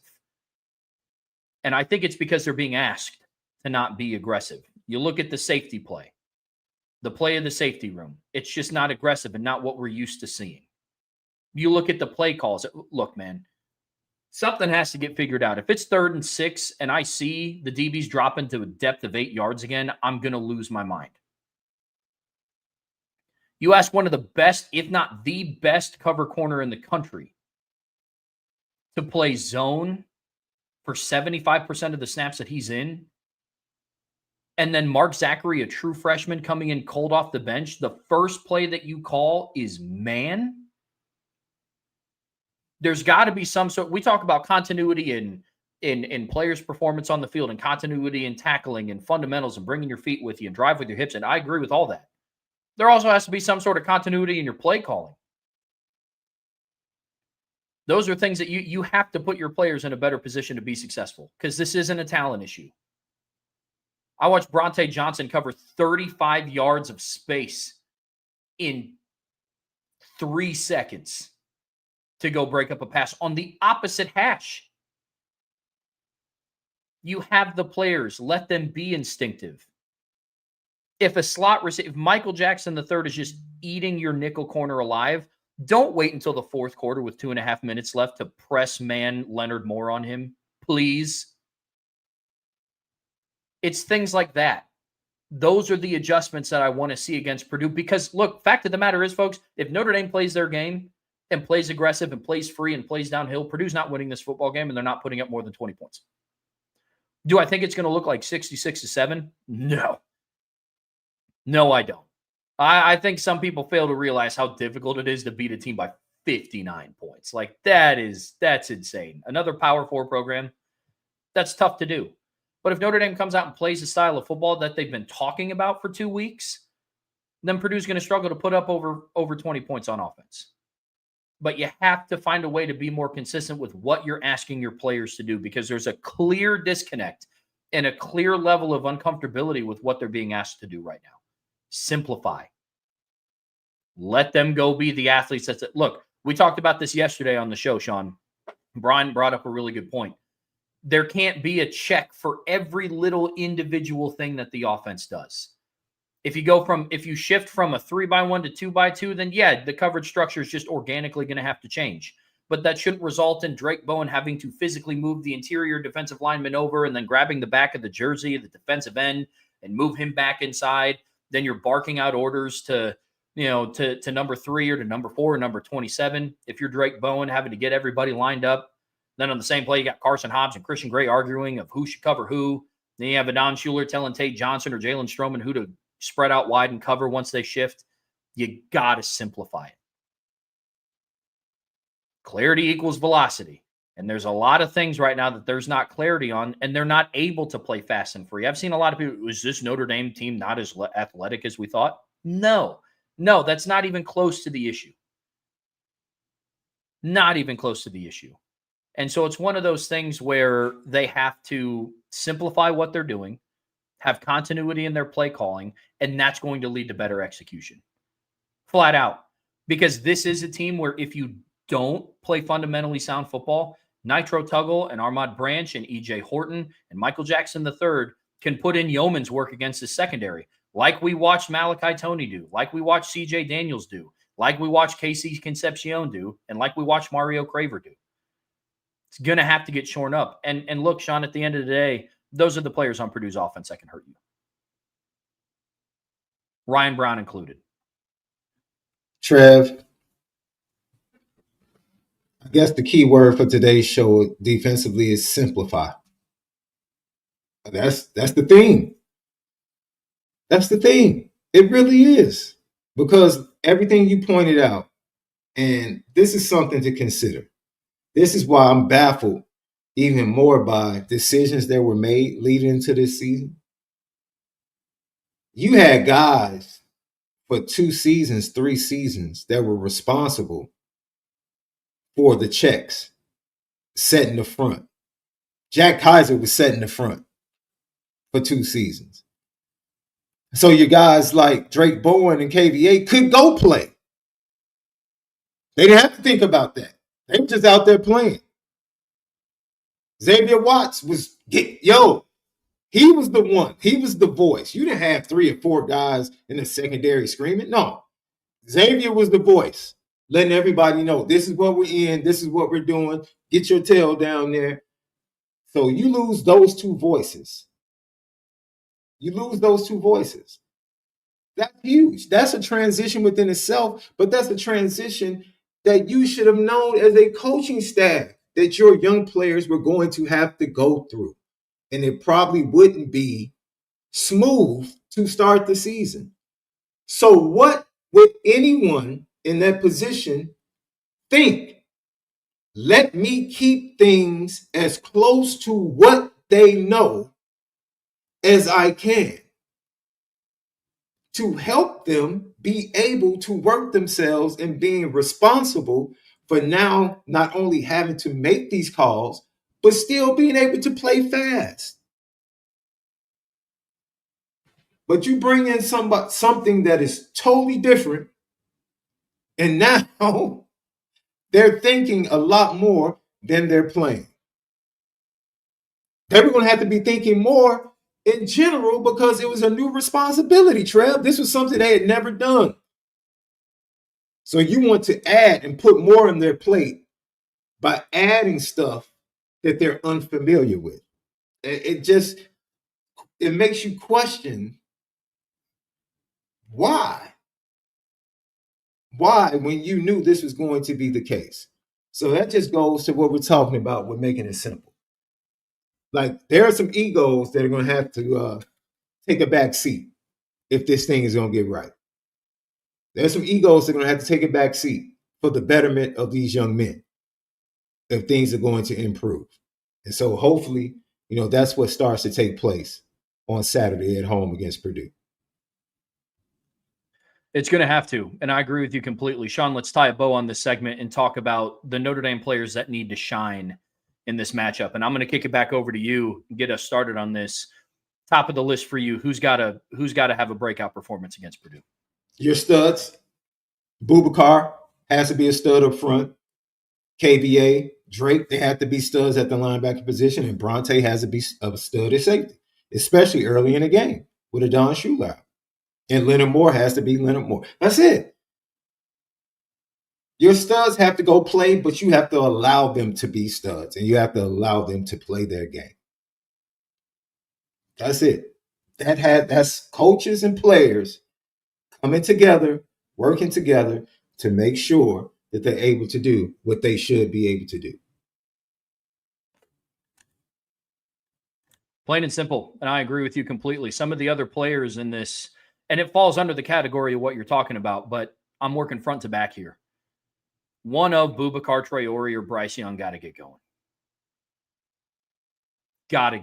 And this is the prime opportunity to do it. We talked about the Purdue offensive line struggles.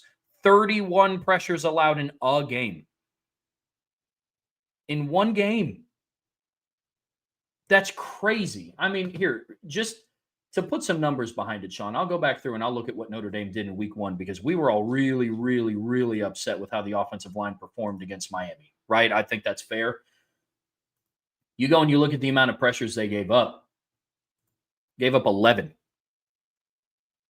And we were furious at how those offensive linemen played, especially at tackle. Could you imagine them giving up 20 more? 20 additional to that 11. Look, I've moved on from I haven't moved on from it, but look, I'm talking realistic expectations here. I would love to see nothing more than them to turn Logan Thomas loose. He's one of your twitchiest, if not your twitchiest edge rusher. But until they put him back in the game, I don't know, like they did against Georgia Tech and Indiana and Georgia, and until they do that, I'm not going to sit here and bang the drum on you got to put him in, you got to put him in. And look, I'm not upset at them wanting to force feed Boubacar Traore or Bryce Young. There are worse situations to be in than force feed Boubacar, who has NFL day 1 or day 2 talent upside, and Bryce Young, the son of a Hall of Famer who's 6'7", 275 pounds. There's worse situations to be in. But at the end of the day, you need to put in your most productive players. And if that's going to be Bryce Young and Boubacar Traore, they have to be able to eat against these offensive tackles. In the run game and in the pass game. But pass game specifically, you got to find a way to generate pressure. And that is an absolute must. Moving back to the next level, we talked about it before. Whoever plays at nickel corner for you needs to turn it around immediately. And that has to be from jump a non-negotiable. Whether Devontae Smith is good to go and plays on not a 100% ankle, or whether that's Carson Hobbs. Or somebody else that might get thrown into the rotation. Who knows? Maybe this is the game that we see Dallas Golden out on the field as a true freshman, finally. But maybe that's a game where we see Dallas Golden out on the field at nickel. Who knows? I've been watching Ben Minnick take reps at nickel since spring. Maybe we'll see him out there. So I know there's not a lot of players faster on the team than Ben Minnick. But regardless of who steps in, they're going to have to do yeoman's work against Michael Jackson. Has to. Because right now, I don't know if there's more of a position on the defense that's in show me mode than the nickel corner, Sean. See, this is the thing, Trev, and this is what I'm talking about. Leonard Moore takes away one receiver. If that slot has been giving you trouble, then just combo the slot. Find a way in coverage to combo the slot. Now you have to go to your third option. With your first two options, nope. Go to your third option. Make it simple. That's that man zone mix I was talking about. Give him help. Don't just leave him out there snap to snap. Especially with outside technique, trail technique, and he's not elite enough to chase guys down with the top end speed. Let him face up, bump and run like you said. Don't wait till the fourth quarter to adjust. Give Michael Jackson the third different looks. How about that? When you come to the line of scrimmage, you're actually going to have to think about what we're in. Yeah. We're not just about to sit back and just let you say, oh, all right. I'm just about to run my route, not be touched, not have to avoid anybody in the secondary or in pass coverage. I won't have to think about where I need to settle in this zone. I can just run just as fast as I want and look for the ball. No, you can't do that. You can't do that. So that goes to your point. It is the coaching and the lack of, in my opinion, the correct plan going into the game, and then the lack or the late adjustment and reaction. Great coaches, man, will scrap. I have seen it. I've seen Kirby do it. I've seen Nick Saban do it. Once again, I'm not naming the coordinators. So now I'm about to take it a step further, Trey. I'm not talking about the coordinators. I've seen Kirby and Nick Saban literally walk up to the coordinator or walk up to whoever's talking to the coordinator upstairs and say, we're scrapping everything we did. Everything we prepared, forget it. We're going to play this one defense all day and keep them in front of you and tackle. That's it. Scrap it.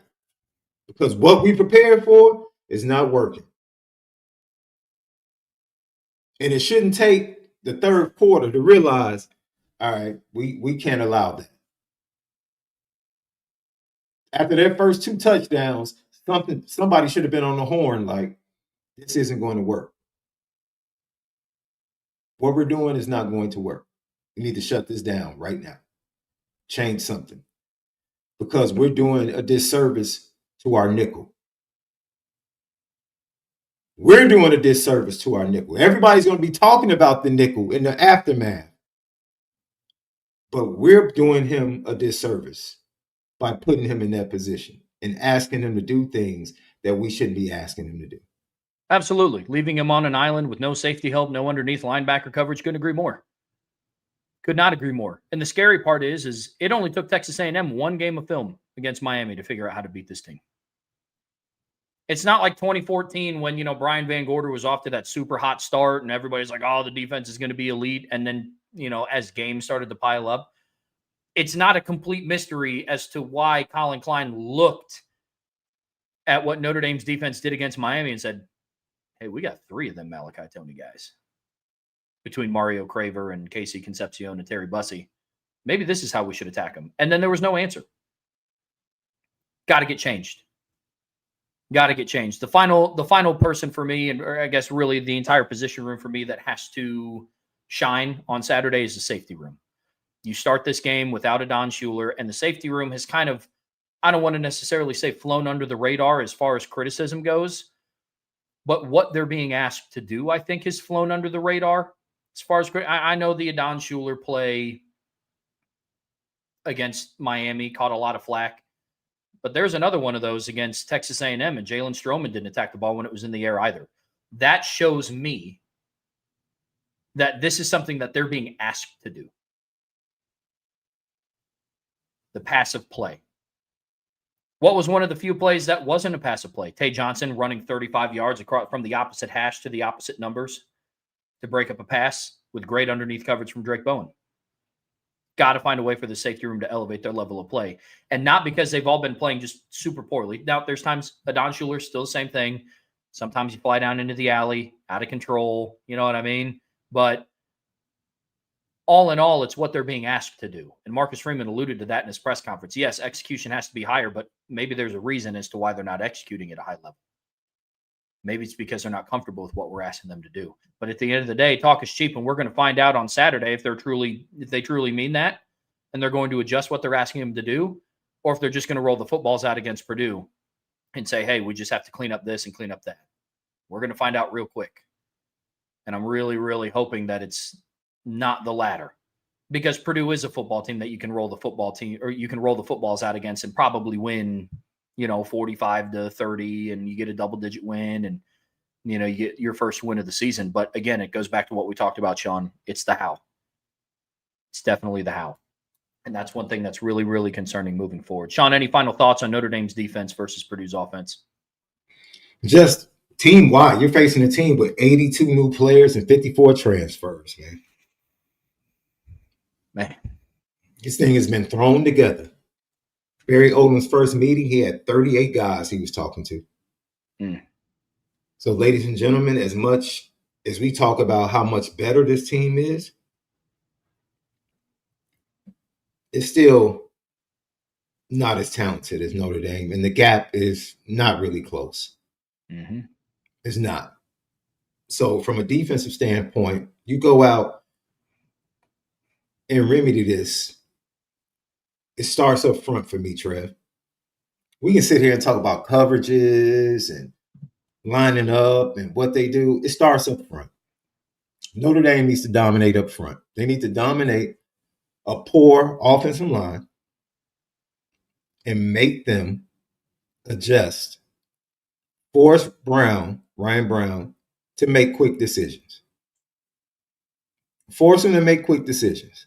whether it's the RPO game, forcing him to get rid of the ball quick, or forcing him to give the ball up quick, or try to run it himself, make him speed up his process. The same thing. If every time they sped up Marcel Reed's process as an elusive quarterback or a run threat and a quarterback, dual threat quarterbacks, most of the time they struggle when you speed up their process because their game is not as natural as other passers.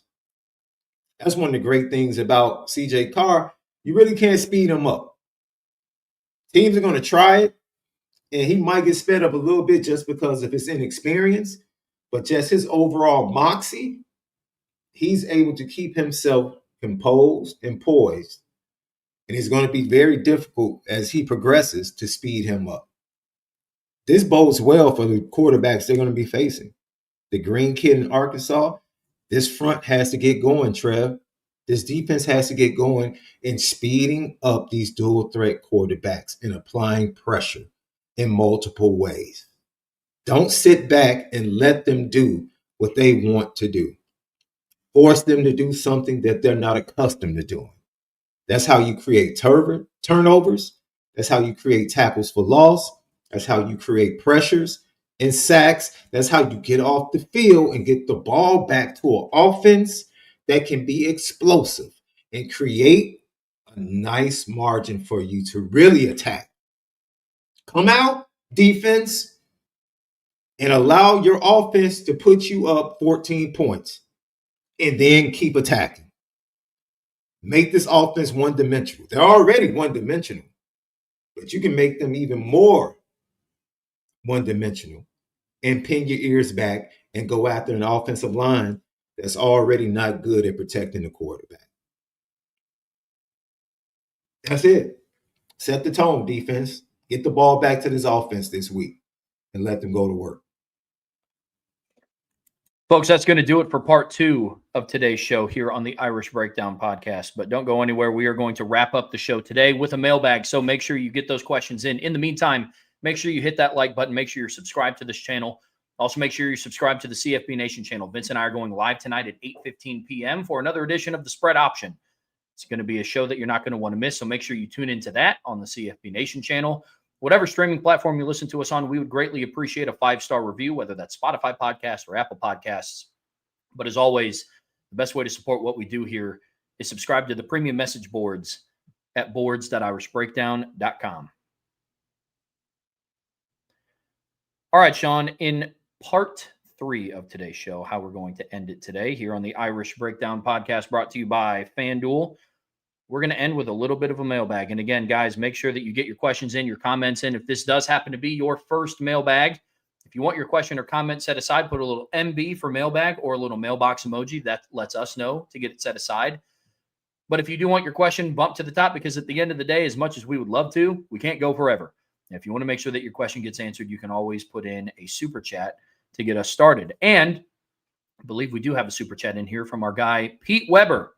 Who do you think you are? I am. Thank you for the super chat, Pete. Any info on the locker room reaction since Saturday?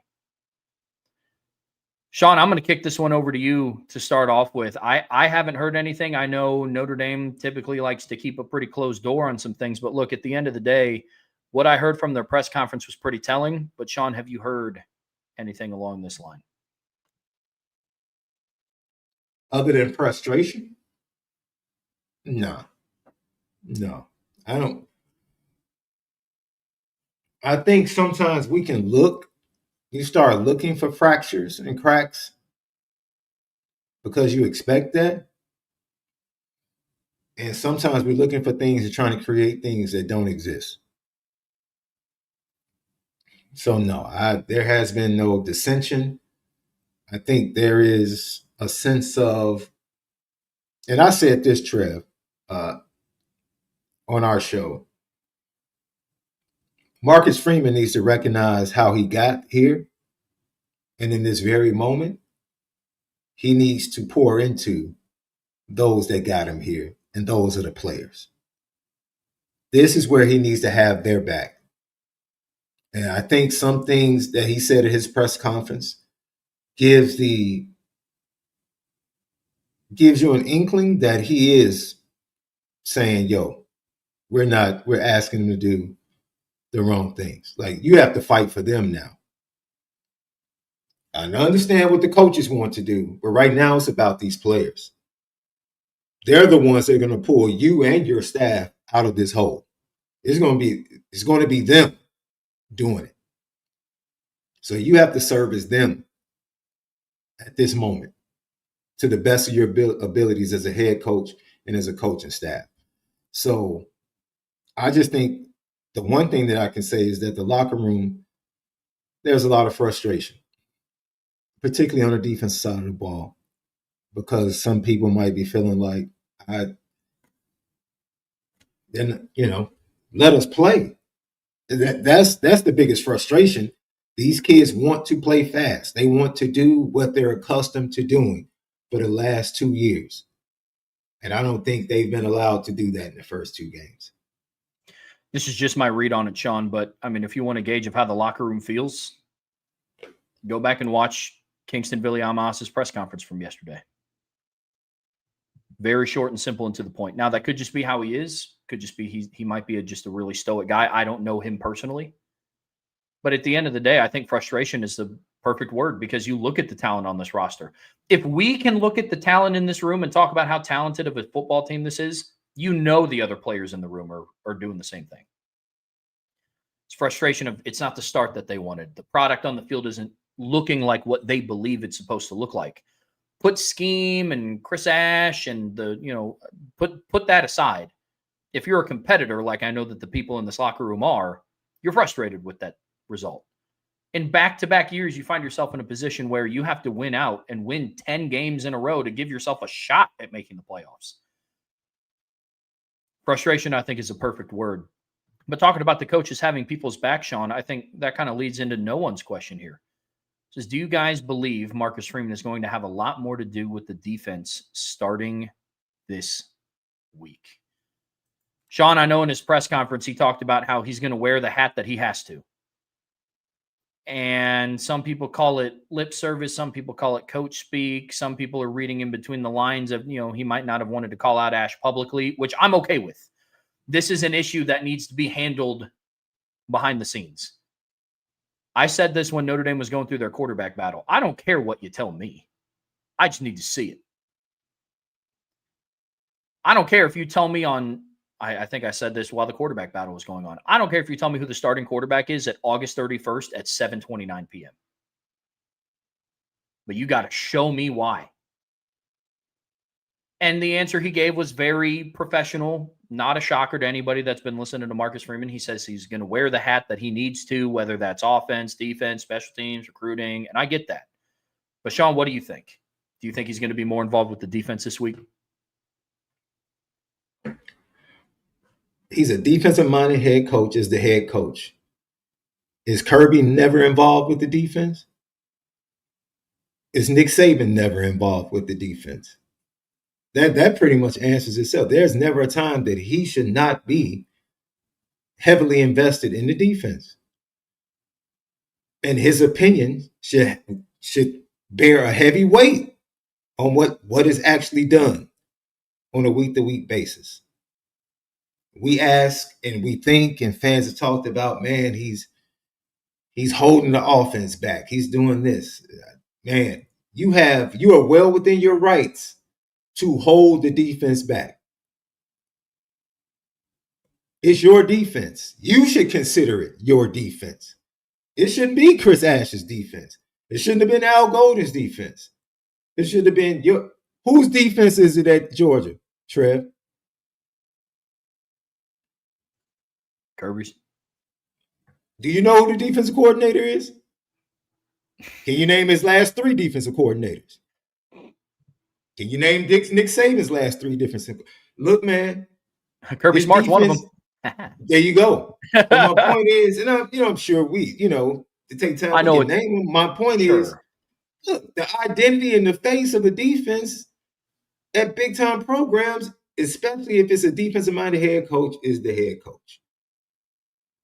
He should always be involved on a week-to-week basis. And I can't speak to him not being involved in the first 2 weeks just because the outcome isn't something that we don't particularly like, But I would think as a head coach, he's always heavily involved on the defensive side of the ball. Oh, it's I such would a good hope point, so. Sean. Such a good point. I mean, look, at the end of the day, you're remembered by what your stamp is. For Marcus Freeman, it's defense. Why was USC's, I guess you could call it, lackluster season last year so shocking? It's because their offense wasn't what it was in years past under Lincoln Riley. Why? Because Lincoln Riley's an offensive coach. So it does go both ways. Same thing with Lane Kiffin. When you hear Lane Kiffin, you think of explosive offenses. In the years that they haven't done well, the questions are always around what's going on with Lane Kiffin's offense. It's the same both ways. I get that completely. And I think at the end of the day, this is your team. I see people in the chat talking about it right now. This is Marcus Freeman's team. You have an identity as a defensive coach. What were people saying before the season started? Yes, there's questions around a redshirt freshman quarterback. Yes, there's questions around, more transfer portal receivers coming in, but you have Jeremiah Love and you have that Notre Dame defense. Those were the certainties with this program. And now that certainty is in question, and you as the head coach have to step up in whatever way. I'm not saying that means, okay, now you have to go be the primary play caller. I'm not saying that at all. I'm just saying that you need to take more of a hand in what the product on the field is with this defense, because that is your stamp. It's like kind of like your meal ticket. You know what I mean? It's what are you known by? For guys like Lane Kiffin and Lincoln Riley, it's offense. For guys like Nick Saban and Kirby Smart and Marcus Freeman, it's defense. For guys like Ryan Day, it's offense. I mean, imagine a day where, Ohio State could have a season, and I don't see this ever happening. Ohio State could have a season where their defense gives up 26 points a game. But if their offense isn't putting out 40 points a game, all the questions are going to be directed to what happened to Ryan Day and his offense. Guarantee it. National big picture. It's what a lot of fans will take away. But I agree with you completely. Your stamp is on defense. It's going to have to take a step up. You got to take more ownership with that side of the ball. Sean, Pete Weber had another one in here, and it pertains to something that you guys were talking about, I believe, on Lucky Lefty the other night. Pete Weber said, Sean, can you speak on what you and Malik were touching on the other night, talking about the energy and focus or lack thereof seen in the locker room leading into the game? I can't speak to it because he was there.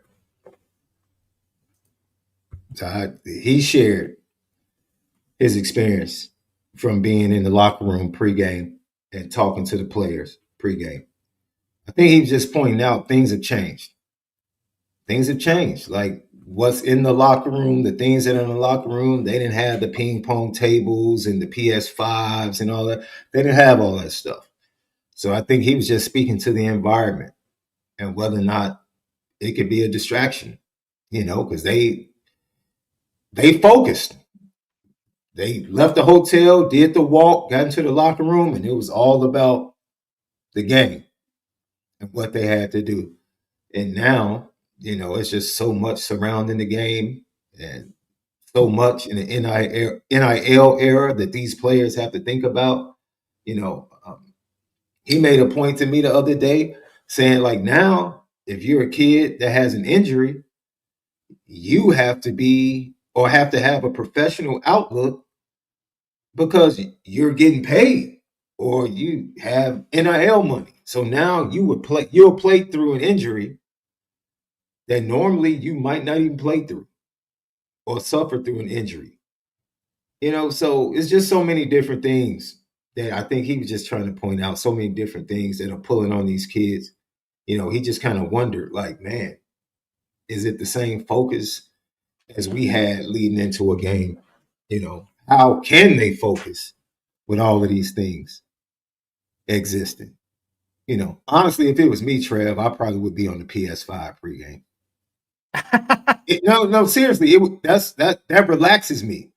Okay. That relaxes me. So I would be trying to I would try to keep myself from getting too high. So I could see myself being in the locker room playing a game of 2K or something, up to a certain point. Sure. Yeah. Sure. I get that completely. One in here from Insured by Big, our resident LSU fan in the chat. How do you change defensive philosophy and scheme in 1 week when it hasn't been routinely practiced and installed properly? That's a good question. Look, I think I think when you look at this, even if they change their defensive philosophy and go back to what worked last year, we talked about this yesterday in the show. It's not going to look like a finished product the first week that you do it. Their performance against Purdue is all about laying the foundation for the necessary steps that you need to take moving forward. It's about laying the groundwork for when you do face NC State at home and USC at home and Boston College and Pitt on the road, and when you face Navy, which is a conversation that I don't even want to have right now because that freaks me out. It's a conversation to where if you do make it to the postseason, Lord willing, that you're going to be apt to handle those things. But I guess, and sure, what I'm trying to say is my expectation, if they do switch up a defensive philosophy and allow them to attack downhill and they go back to playing predominantly man coverage, something that I believe that this team is suited to do, it won't look like a perfect product on Saturday because you're shaking off the rust. You're getting back into the repetition of doing it. So to your point, you are correct that, there's going to be some hiccups because it hasn't been routinely practiced. But the default can't be, but, what we've been doing has been working, so we don't want to switch it up. It's literally to the point where how can it get worse? Let's say they switch up defensive philosophy, they go back to playing man. Send in their linebackers a little bit more, and it looks like the Al Golden defense. It literally could not look worse, in my opinion, in some plays, barring them walking off the field. It couldn't. And so I don't know if that answers your question, but I just don't see how you can continue doing the same things that you've been doing on defense and just hope for better execution. Sean, what do you think?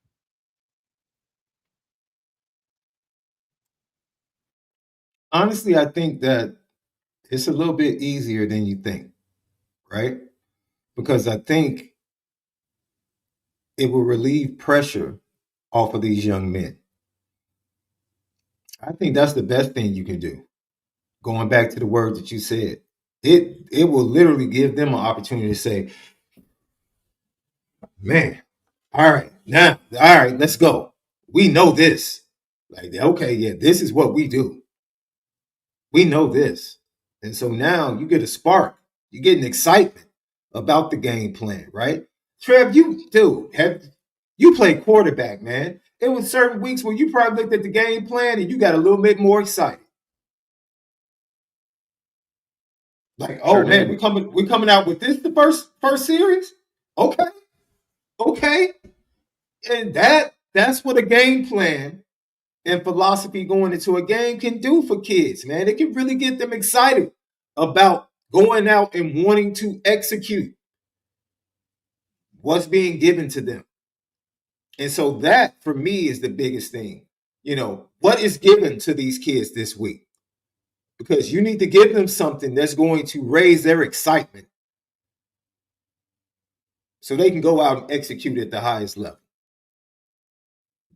That's important to me. I can't sit here. Trev can tell you a much better way from a philosophical X and O standpoint, playing the game, how that might look. But just from a mental standpoint, you have to free these kids, man. Because this 0-2, that's a heavy weight for them to carry. Man, you don't think they're carrying that this week around campus? You don't think they're carrying that weight? And the criticism coming from the fan base? What you mentioned about the national media questioning whether or not they're truly athletic or overrated, they're carrying all of that. And it's up to this coaching staff to come take some of that weight off their shoulders. It's on the coaching staff to say, you know what, we got you. Don't worry, we got you. We're going to give you something this week that's going to assure or ensure that you go play well. We got you. We got you. That's what's key for me. Can they give this team something defensively? A plan. Can they give them a plan that's going to make them excited to go play? I can only imagine, Trev, like when you got it on Wednesday, what the final install was Wednesdays for you because you played on Friday? Mm-hmm. I can only imagine when you saw the first script or first series, what you were coming out with. Some days you're probably like, all right, 2 handoffs to start the game. All right. Yep. And other days you're like, oh, snap. We're taking a shot? to start the game. That's when you were in the huddle. You couldn't wait to call that play. You couldn't wait to call that play. I know, Trent. You were excited, like, hey, let's go. And so, man, I'm hoping that's what they give. Yeah. Give them some energy with this game plan. Get them excited to go out and execute. Couldn't agree more. Could not agree more. One in here from Tristan Schaub. My dad asked me to ask you guys this. Is the drop in productivity of the safety position directly correlated to the defensive scheme adjustment, or was Watts just that good of a leader and a player? Tristan, this is a heck of a question. It really is. Big picture, I think it's a little bit of both. Because we said in the preseason, you can't just go out and replace Xavier Watts. But there's things that you can do to help your defensive backfield in losing a player like Xavier Watts. And it is not what they did in the first 2 weeks. I'll tell you that right now. I said it earlier in the show. There is a passive philosophy going on in this defensive backfield. And I think that starts from the top down. There's a question that we'll get to later, and I'll dive more into depth in this, but I think it's a major overcorrection. Way too much of an overcorrection for some of the things that went on last season. You have a Don Schuler, somebody who started alongside Xavier Watts for 16 games last year.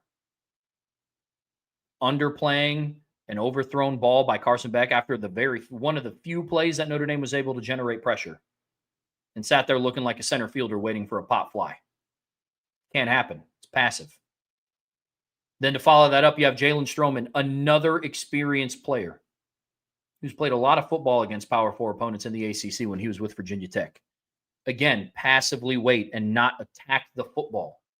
There's a video that came out last season, and it was of Mike Mickens. And it was in like one of those like Irish Access videos that they release every week. And, it was one of those cool videos. I think it was after the USC game. And it was constant reminder of their job. Tackle, attack the ball. Tackle, attack the ball. Tackle, attack the ball. Mike Mickens just ad nauseum said that on the sideline all game against USC. How'd that game end? Back-to-back pick sixes. Back-to-back pick sixes. There is a lapse of defensive identity right now, especially on the back end of this defense, and it's way too passive. So, Tristan, to answer your question, the drop in productivity from the safety position is not just because they lost Watts and just because of defensive philosophy. At the end of the day, you can't replace X by just having one guy. You can't. Now, how do you help out guys like Tate Johnson, who's playing his first meaningful snaps in college? How do you help support a guy like Jalen Stroman, who's playing his first meaningful snaps since September of 2024 coming off of an injury?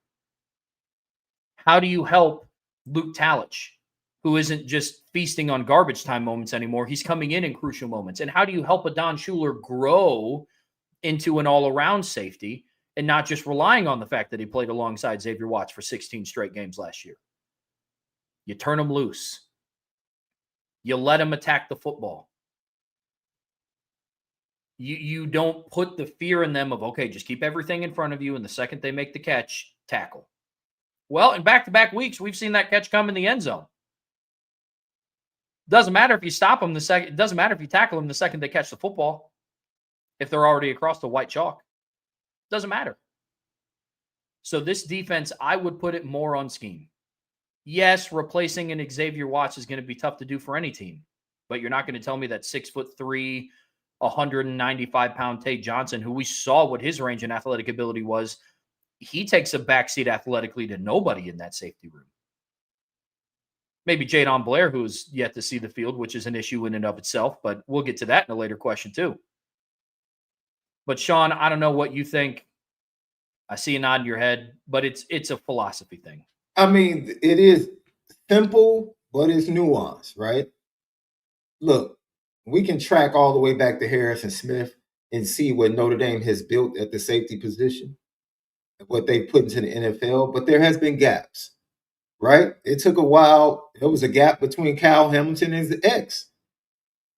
There was a gap. You just don't replace guys like that. And we knew that there was going to be a natural decline in play and production, right? But we knew that there was a promise of Bronte Johnson and his skill set that could be elite. He just had to play and develop, just like X did when he got moved from wide receiver. He had to play and develop and learn how to be the difference maker that he ultimately became.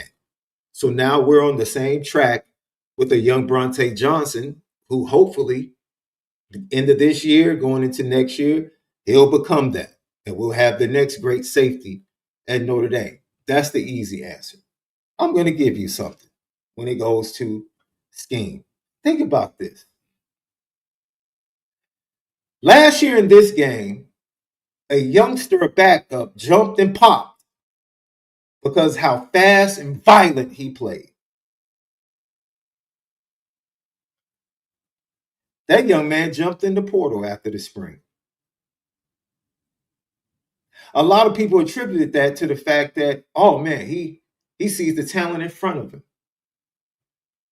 Maybe he looked at the scheme and said, this scheme doesn't fit me. I want to play fast and physical. That's what I do. That's my strength. Now I'll sit back, Trev, and I'm like, yeah, the dad that played the game, he knows the game. Maybe he recognized these changes. This doesn't fit me. It's not even giving me a chance to get on the field. It's not about the other guys. This doesn't fit me. This doesn't allow me to play fast and physical like I want to. Because that's what you see me do. You see me blowing up quick screens. You see me coming down, giving big hits to wide receivers, tight ends, and running backs. That's what I want to do. I'm not allowed to do that with these changes. It just makes you wonder what was going on, because we just attributed everything to the new recruits. He's scared of competition. No, maybe he wasn't being allowed to play his game, right? And so maybe he became passive in this new scheme and with the adjustments that were made. Just something to think about. Because it made me go back and think about it. How can a young man who we knew in pass coverage had things he needed to improve, but his strength and what he could do in physicality and tackling and being instinctive and making plays, seeing it and getting downhill, who can't use that? Who can't use that? So that's not a bad thought.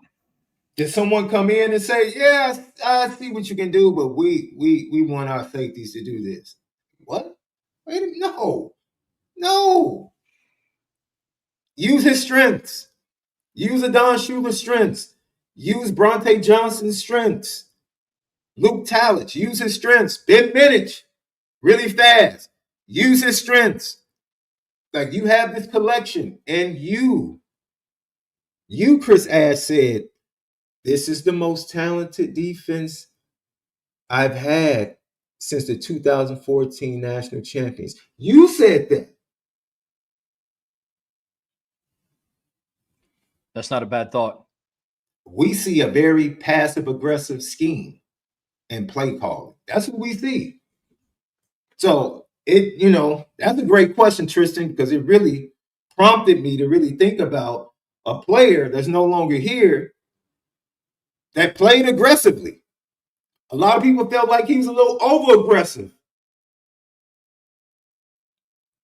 But I can understand a player like that being in this system and saying, this doesn't fit me. Nope. I can see him calling his dad and saying, no, that's not good for you, son. We need to find somewhere else where they're going to allow you to play your game and play aggressive. That's not a bad thought, Sean. Definitely one to think on, that's for sure. That is absolutely for sure. Jim Halloran, at what point does head coach Marcus Freeman go to the defensive players and captains and ask what the problem is? We've seen it before. We saw it in the Here Comes the Irish documentary that weekly Marcus Freeman, and I'm assuming, because I just don't know, but I'm assuming that he still has his weekly meetings with his captains, and this is twofold. As a captain of the team, you have to be the voice for the remainder of the locker room. Because at the end of the day, Marcus Freeman does not have the time in his day to sit down with every single player on that roster, from Jeremiah Love down to Justin Fisher, and ask what's going on. You have to rely on your captains. There has to be some sort of accountability. 50% of your captains are on the defensive side of the ball. There has to be some sort of self-accountability and a level of transparency and trust in your coach to say, hey, coach, this ain't working. Has to be. If you're going to pride yourself on being a leader, one of the things in leadership is being able to talk to people around you. Because one thing that I do love about Marcus Freeman is, yes, it's his football team. And yes, these captains play for him. But he views them at equivalent levels because he talks about captains being an extension of the head coach. And having to emulate the head coach in certain situations because Marcus Freeman is only one person. And so I think that these captains have to do their due diligence of reporting back and saying, hey, look, man, we're just not comfortable being asked to do these things. What can we do? Whether that's Marcus Freeman talking them off the ledge and, hey, look, trust the process, yada, yada, yada, execute and all the things that we hear him say in press conferences. But I would have to imagine that it's a little bit more candid when you're 1-1 behind closed doors with your captains.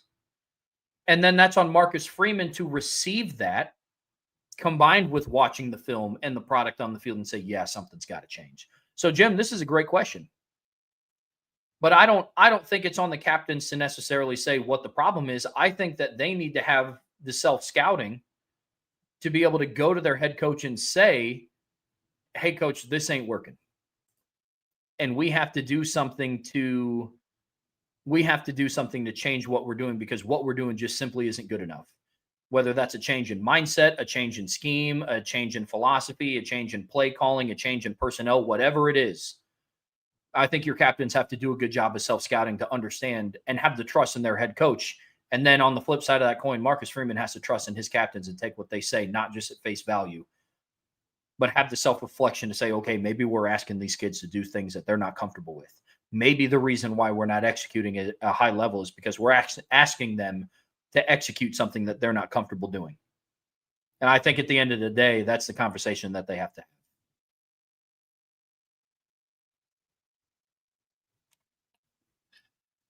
Oh, man. Once again, I kind of relate this back to the question about him being involved with the defense. This is just a normal operation of a head coach. Great head coaches have a great relationship with their captains, basically because of the reason that you stated, Trev. So it should be an open door policy. He's spoken about having that open door policy. He's spoken about his players being able to come and talk to him when they feel the need to come and talk to him. So I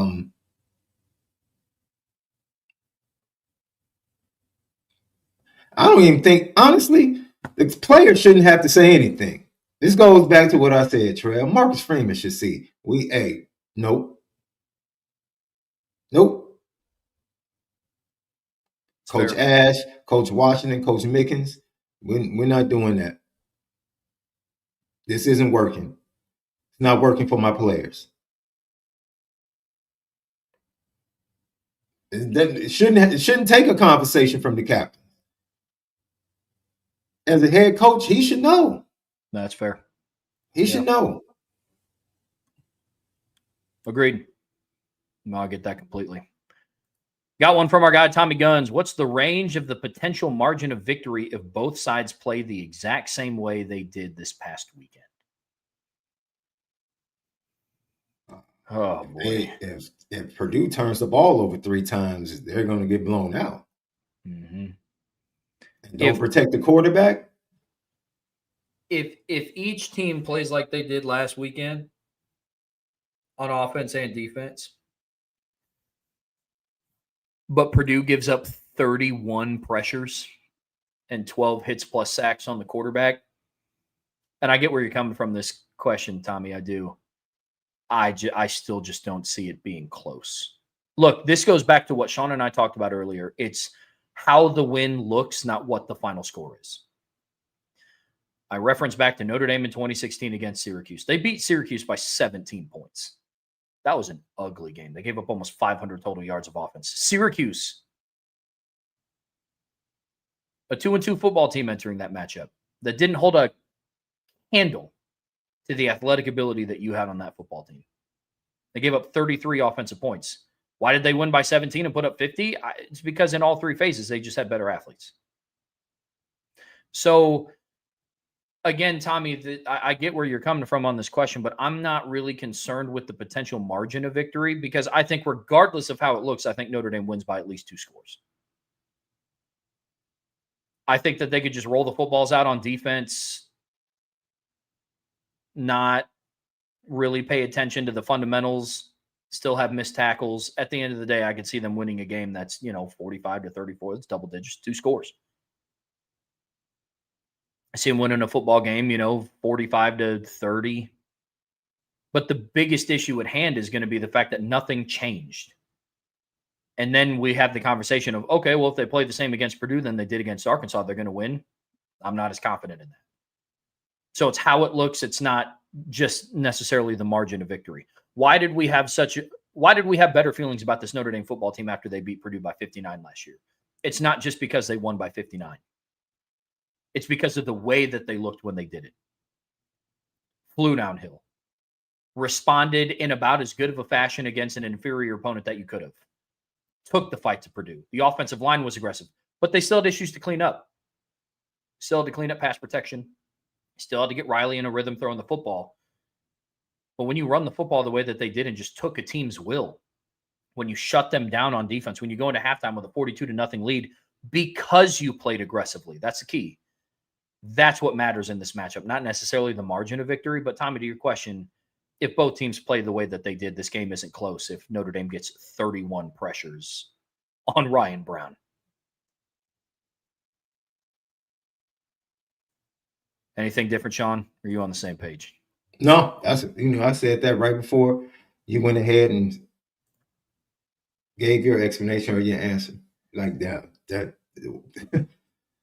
Once again, if you think, oh man, this is where happiness comes from, bro. You know where happiness comes from? When you think it's bad, and then you actually see somebody else and what they're going through, and you're like, you become very thankful. And trust me, Notre Dame fans, be thankful that your team is Notre Dame this weekend and not Purdue. That just be thankful. Because it's not as bad as you think. It could be worse. It could be much worse. It could be Kansas State. Man. Another one from Insured by Big. Do you have concern that Freeman signed off on this? I'm assuming the defense, because all of this was discussed during the interview process and the offseason. It's speculative. I try to stay away from speculations, especially when I don't have good facts or context to add to it. Marcus Freeman said that he spent all off season and spent a lot more time in South Bend than normal in the off season for a head coach of Notre Dame because he was really evaluating everything within the program. And based upon what he said, I think his evaluations led him to come to the decisions he's made. And sometimes all of us can experience and have experienced. We all don't make the right decision, but you have to be honest enough to self-correct immediately. Yeah. Or when you do something to someone to say, man, my bad, I'm sorry, I was wrong, and make the correction as fast as you can. So, I don't expect him to always make the right decision, but I do expect him to make the right corrections and do it in a hurry when he sees things aren't going the way that he expected them to go. That is something we can hold him accountable to as the head coach, because no one's going to bat 1,000. Nick Saban, he didn't bat 1,000 with his hires. but his ability to correct and get things going in the right direction, that's what makes the great head coaches great. And so this is another example. He did it last year after Northern Illinois, and now he has another challenge being 0-2 in this season. Can he self-correct and get this team going in the right direction? Got one in here from ND Noah. I've not lost hope in Chris Ash. If Freeman saw something in him, he should have the intelligence to fix these issues. If he comes out and does the same stuff this week, I'm done. Look, lost all hope? No. But at the end of the day, Marcus Freeman, like Sean has alluded to so many times in this show, like we've talked about all throughout this week, Brian's brought it up as well. The adjustment has to be made now. Has to be made now. And because of not just the poor performance, but because of the regression that we saw from week 1 to week 3, something's got to change. I'm not saying that means Chris Ash gets canned. You guys know the policy here. We don't condone or we don't advocate for people to lose their jobs on this channel, and I stand by that completely.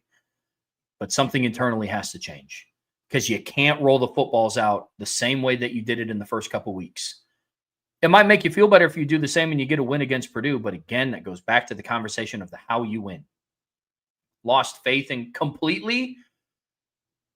I don't know if I'm 100% there, but something's got to change structurally. The thing that I propose is you give Mike Mickens the full keys to draw a defensive pass game scheme. He's designing the coverage design for every single week. And Chris Ash, Al Washington, and Max Bullough need to sit down and work together as a team and figure out how to generate more pressure and create more negative plays. And I understand the counter. Oh, well, Chris Ash, he won a national championship with Ohio State as the co-defensive coordinator. You need to narrow his field of impact. And if he takes that on and he takes that head on and Notre Dame's defense starts to turn around, then I can confidently say that I haven't lost all faith in Chris Ash, but I'm not there yet. Not there yet. Got another one in here from Insured by Big. With such an inferior opponent in Purdue, besides winning, what are you personally wanting to see in this game? Sean, what do you think? I'm greedy, Trev. I'm greedy. I would love to see 175 yards on the ground, averaging 5 yards per carry. Okay. I want to see CJ get up to 275 because he went from 220 to 2, and then went above that against Texas A&M. So I want to get to 275, 280 in that range. A couple of touchdowns. I want to see Malachi Fields get a tutty. I want to see Jaden Greathouse get off in this game. Have about 5 or 6 targets and be effective. I want to see a couple of interceptions from that secondary. That right there would be, if I saw this secondary creating turnovers, a forced fumble, and a pick, I'm like, okay, we're back. We're back. And I would love to see it from somebody outside of 15. That would make me feel even greater, right? I would see this defensive line, 2.5 sacks. Just be part of 2.5. Give me 2.5 sacks from the defensive line, especially against this offensive line. Of course, the offensive line, if they're averaging 5 yards a carry and both running backs get a total of 175 yards, then I'm feeling really good about that. No penalties, minimum 2 tackles for loss. That's a perfect day for me. I don't need the score. That's the how. You talk about how we do it, that's the how for me. If those things can happen, I'm feeling really good, regardless of the score and the margin. I want to see this be a line-driven program. I want to see the offensive line take the fight to Purdue's defensive line, and I want to see a very, very aggressive attacking defensive line from Notre Dame. Operationally, I want to see it clean. I don't want them to turn the football over. I want them to be efficient on offense. I want to see them start fast. Hint, hint, we're going to talk about that tomorrow. But I want to see them start fast, sustain drives, and then defensively just play with your hair on fire. Fly downhill, blow up screens, blow up run plays, get takeaways on offense and defense, and for the love of all things that are holy, create negative plays. Because if you can't get more than 2 tackles for a loss against Purdue, yeah, it's going to be a long season. And Trev, you have to expect early in this game that Purdue is going to do what the other 2 teams you face have done. They're going to attack the slot, Christian Gray. They're going to make you tackle. They're going to throw quick screens to your side. Let's see if he wants to tackle. Let's see what's up with that shoulder. That they're watching. So early on, step up to the challenge. Because certain guys are going to be tested based upon what film has been put out there. Expected. Mm-hmm. Agreed completely. And also, I know this kind of goes without saying, I also just want to see a win. Right now, Notre Dame has a bagel in that win column this year. And I just want to see him win. Right now on FanDuel, like I talked about, they're favored by 24.5 points. And I hope that comes to fruition. Really do. Got one in here from Jim Halloran. Thank you, Jim. Why hasn't Blair seen the field at safety or nickel? Well, Jim, that is a $1 million question. $1 million question. And I'm hoping that the narrative changes this weekend, and I hope we see number 11 flying around on the backside of the defense. And I wish I had an answer for you. I do. I don't want to take the lazy cop-out route, but at the end of the day, I don't know. I don't know why he hasn't seen the field yet. Truly don't. And I'm sure Sean's asking the same question. But hopefully that changes. And we need to relax. His dad is not putting out cryptic tweets about Jadon Blair not being at Notre Dame. It's like he's been very clear. He feels like this team is making an epic comeback this season, and he's been very transparent. Like, man, I really want to see my son play. But he understands timing. Mm-hmm. So, Mr. Blair is all Notre Dame. He's all Notre Dame. But I'll say this. This is one of the things I did like about Marcus Freeman early on. I remember he had his first recruiting class, and he had I think it was the Burnham, those first group of linebackers he recruited. It was Sneed, Burnham, all those guys. And people were complaining. This is funny because people were complaining about J.D. Bertrand and Kaiser. And they're playing linebacker. And like, put the youngsters in. It was Ziegler, Burnham, I forget the fourth guy. Burnham's a defensive end now.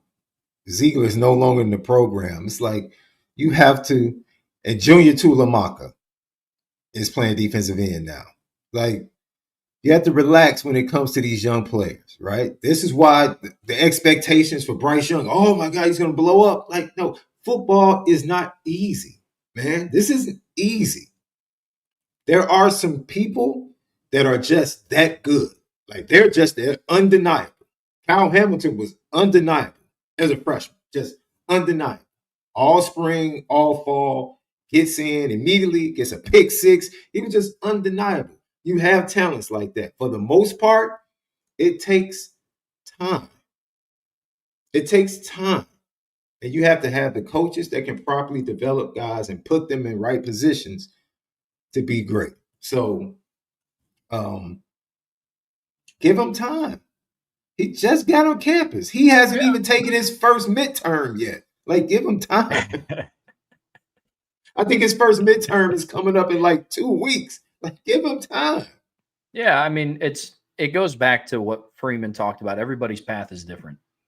And I know in this day and age, everybody really wants the immediate results and they want to see it right now.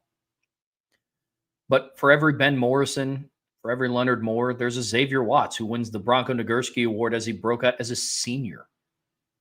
It takes time and it's different for everybody. I agree with you completely. Last couple here, Sean. We got one from Big Pun. The big question is, why did Freeman want to change defensive philosophy in the first place?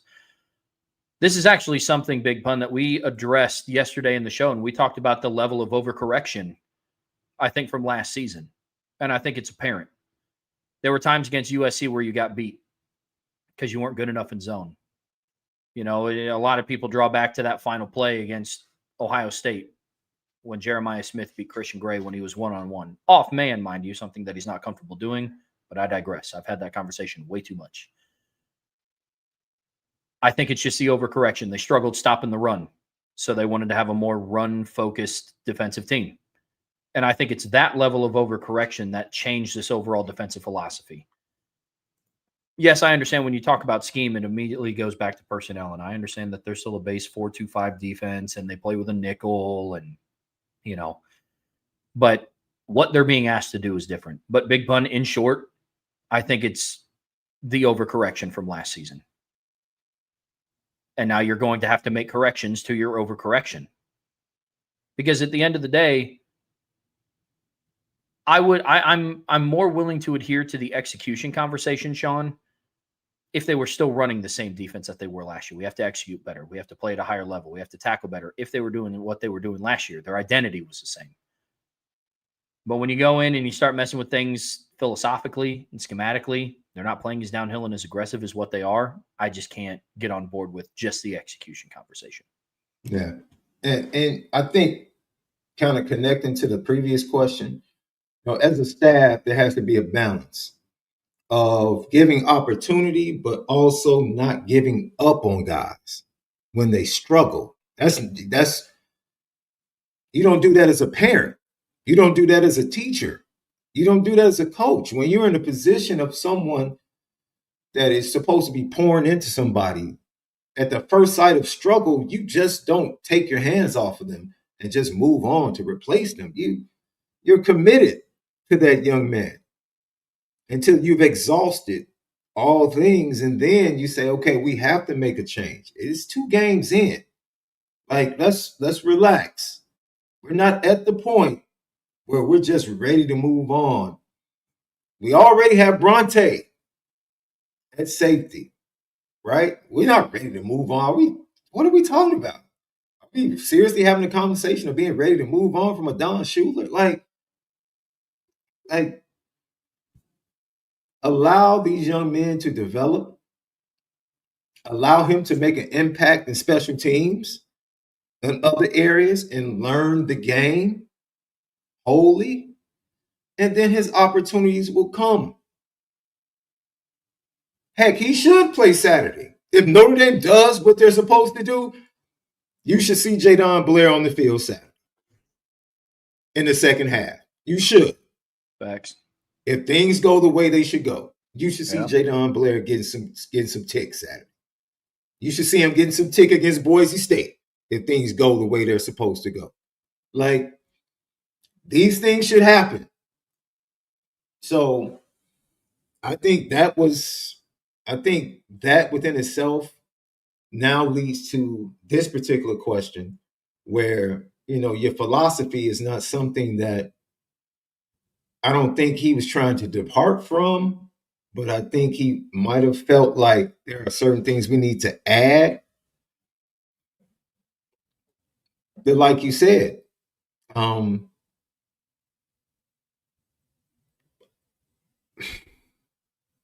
the biggest issue, and this is me, and I am by no means the football mind that Marcus Freeman is, or the people he has as mentors that he talks to. The Ohio State game was simple. If we get some dudes up front and apply pressure, that's a totally different game. If Will Howard has to see pressure and men and guys in his face, he's not as accurate. If they have guys that can stop the run game, you're putting them in 3rd and long. That game is different. If the trenches are different, it wasn't a secondary, a philosophy thing. It was literally a talent thing. That right there was a talent thing because of injury. You didn't have your best two pass rushers because of injury. Most of the guys that were playing in that game had played a lot of snaps and more snaps than they probably had done and were locked in to play because of injuries. You lose Riley Mills, your best interior player. That's just a talent gap. Hey, Josh Simmons was a first-round tackle. That offensive line for Ohio State was really good. And you went up against them with a less talented team in the trenches. Now, maybe you didn't want to be honest enough about that, but that's the truth of the matter. And it wasn't fault of your own. That's just what it is. So now that goes to your overreaction point, Trev. Like, what are we doing? We just need to get better in the trenches. We need to make sure the next time we get to the playoffs, we have dudes in the trenches that can impact the quarterback and stop the run. And the back can eat off of that. Our linebackers can eat off of that. Now, if you want to make a philosophy change up front and maybe stop asking Donovan Heinrich to two gap at 275, maybe that's the philosophy we should have looked at. That's where the focus should have been. But, Bro. Hey. Oh, man. You're not wrong. You're not wrong. You're putting that poor kid in the spot, asking him to go nose up on Inez Cooper's 6'6", 340. No shot. He has no shot. That's so crazy. That's a day one, at worst, day two NFL draft pick. At worst.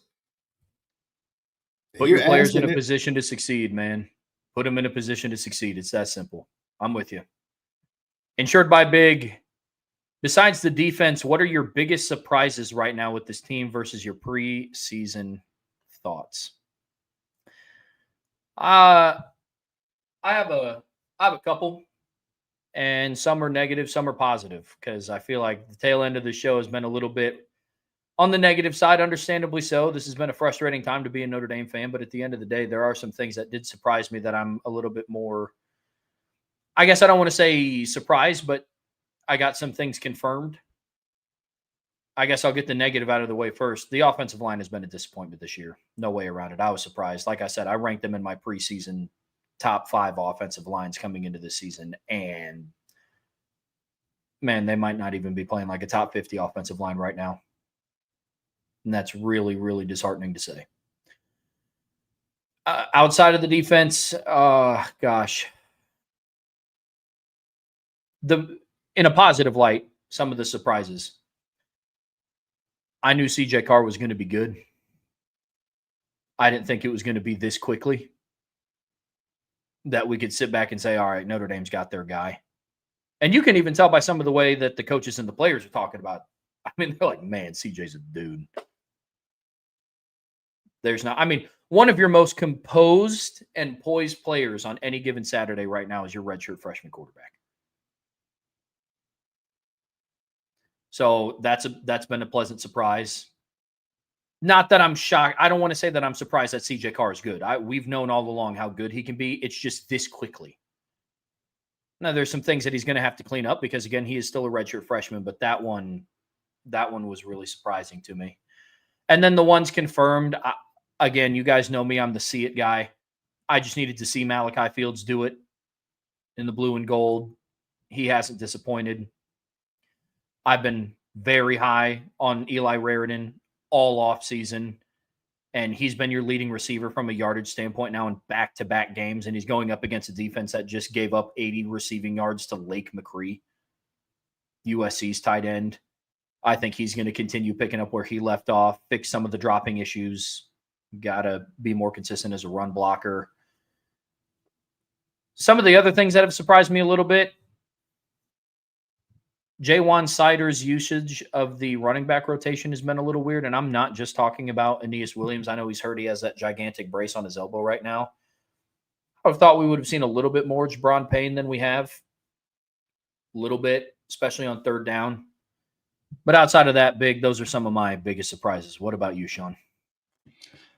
I'll connect to what you said about CJ, and for me, I'll connect quarterback coach Gino Guidugli, right? Because we really haven't had to see his impact on the program. So because we haven't had to see his impact, it's surprising how good of a job he's done. Because I think if this is what we got, and this was, and I'm only just taking Coach Freeman at his word. If this was a difficult decision, then Gino Guidugli's done a hell of a job with both young quarterbacks. This was a difficult decision. The way CJ Carr has played, if this was indeed a difficult decision for Marcus Freeman, I don't care how close it was. If Kenny made it close in any way, shape, or form, Gino has developed the heck out of these young quarterbacks. That is surprising for me. That was a huge surprise. I didn't expect to have this thought about Gino Guidugli as the quarterback coach at this point after 2 games. I didn't. That's a surprise to me, man. And it's a tip of the cap because we've been waiting for the moment to say, okay, these are your guys. And, Gino's looking really good. So now we can flip to the other side because the defensive line coach finally has his guys in that defensive line room, and it didn't start off well. And honestly, I'm surprised that it's been this bad as far as, tackles for loss, impacting the quarterback, pass rush, sacks, pressures, all of that. It's been very underwhelming. I didn't think it would be this underwhelming. And I was very honest in saying I didn't know where the pressure was going to come from. That's how I felt over the summer. I said that, man, I don't know about outside of Boubacar. I don't know where the pressure's coming from. But I never thought it would be this bad through 2 games. So the stats you read off of where they rank right now, never. You could have taken my money on that one, Trev. If you had come to the future and come back to the summer and said, I bet you Notre Dame's going to be in the hundreds in all defensive categories when it comes to sacks, pressures, tackle for losses, all of that. I'm like, all right, Trev, I got 20 on it. Go ahead and give me the 20 because there's no way. You would have took my money easily. You would have taken my money easily. You sure we didn't make that bet? You sure one of those days we were up in South Bend, bro? I got you. I got you next time I come to the Bend. Lunch on me. All right, bet. All right, man. All right, man. I was about to say, you sure we didn't have that talk? Man, I could have sworn. Man. Oh, man. Unfortunately, that's just going to get looped back into gas money on these trips back and forth from South Bend, but that's all right. But no, man, I get you. It's one of those that it's, you go back to what a lot of us talked about in the preseason, and it's almost like opposite day. If you would have told me that CJ would have went for 221 against Miami on the road and then 293 at home against Texas A&M, but Jeremiah Love has yet to go over 100 yards rushing so far in the season. If you would have told me that their defense ranks in the bottom half of college football in almost every meaningful category, I don't know if I would have believed you. So I'm with you. I'm with you completely. Sean, I think this is a good one to end it on. It's a super chat from our guy, Jim Halloran. Thank you, Jim, for the super chat. He says, thanks for all you both do and go Irish. I appreciate that, Jim. I know Sean does too. We appreciate that more than you know. Listen, folks, that's going to do it for us here today on the Irish Breakdown Podcast. Here in a little bit over an hour, make sure you hop over to IB Nation Sports Beat. I believe it's going to be Sean Stiers and Vince going over their midweek mailbag. And so if you want more Irish Breakdown content, more is going to be coming your way here in about an hour. Brian and I will be back tomorrow, Thursday at 1 p.m. on this channel. We're going to be doing keys to victory, game records, game predictions, and then we're also going to break down some college football games that's happening across the country this weekend. And then tonight on CFB Nation, Vince and I are going to be going live at 8:15 p.m., and we're going to be doing the next edition of the Spread Option. So a lot of content coming your guys' way. Make sure that you tune in. A lot of exciting things going on. And then I believe Sean and Brian are going to be going live on Friday for RTCF. So correct. That's a lot of correct. different things going on, man. A lot of good things going on. But in the meantime, before you guys head out of here, make sure you hit that like button. Make sure you hit that subscribe button. Make sure you subscribe to this channel along with the CFB Nation channel. That notification bell hits so you know whenever we go live. Whatever streaming platform you listen to us on, we would greatly appreciate a 5-star review. But as always, the best way to support what we do here is subscribe to the premium message boards at boards.irishbreakdown.com. Sean, pleasure doing a show with you today, man. Very rarely does it get to be us two on the show together, so this was a lot of fun. Thanks for hopping on today, man. Hey, man, it's always fun with you, Trev. Yes, sir. Well, I appreciate it, guys. Well, until next time, that's Sean Davis. I'm Trevor Trowbridge. We'll see you back here very soon on the Irish Breakdown Podcast.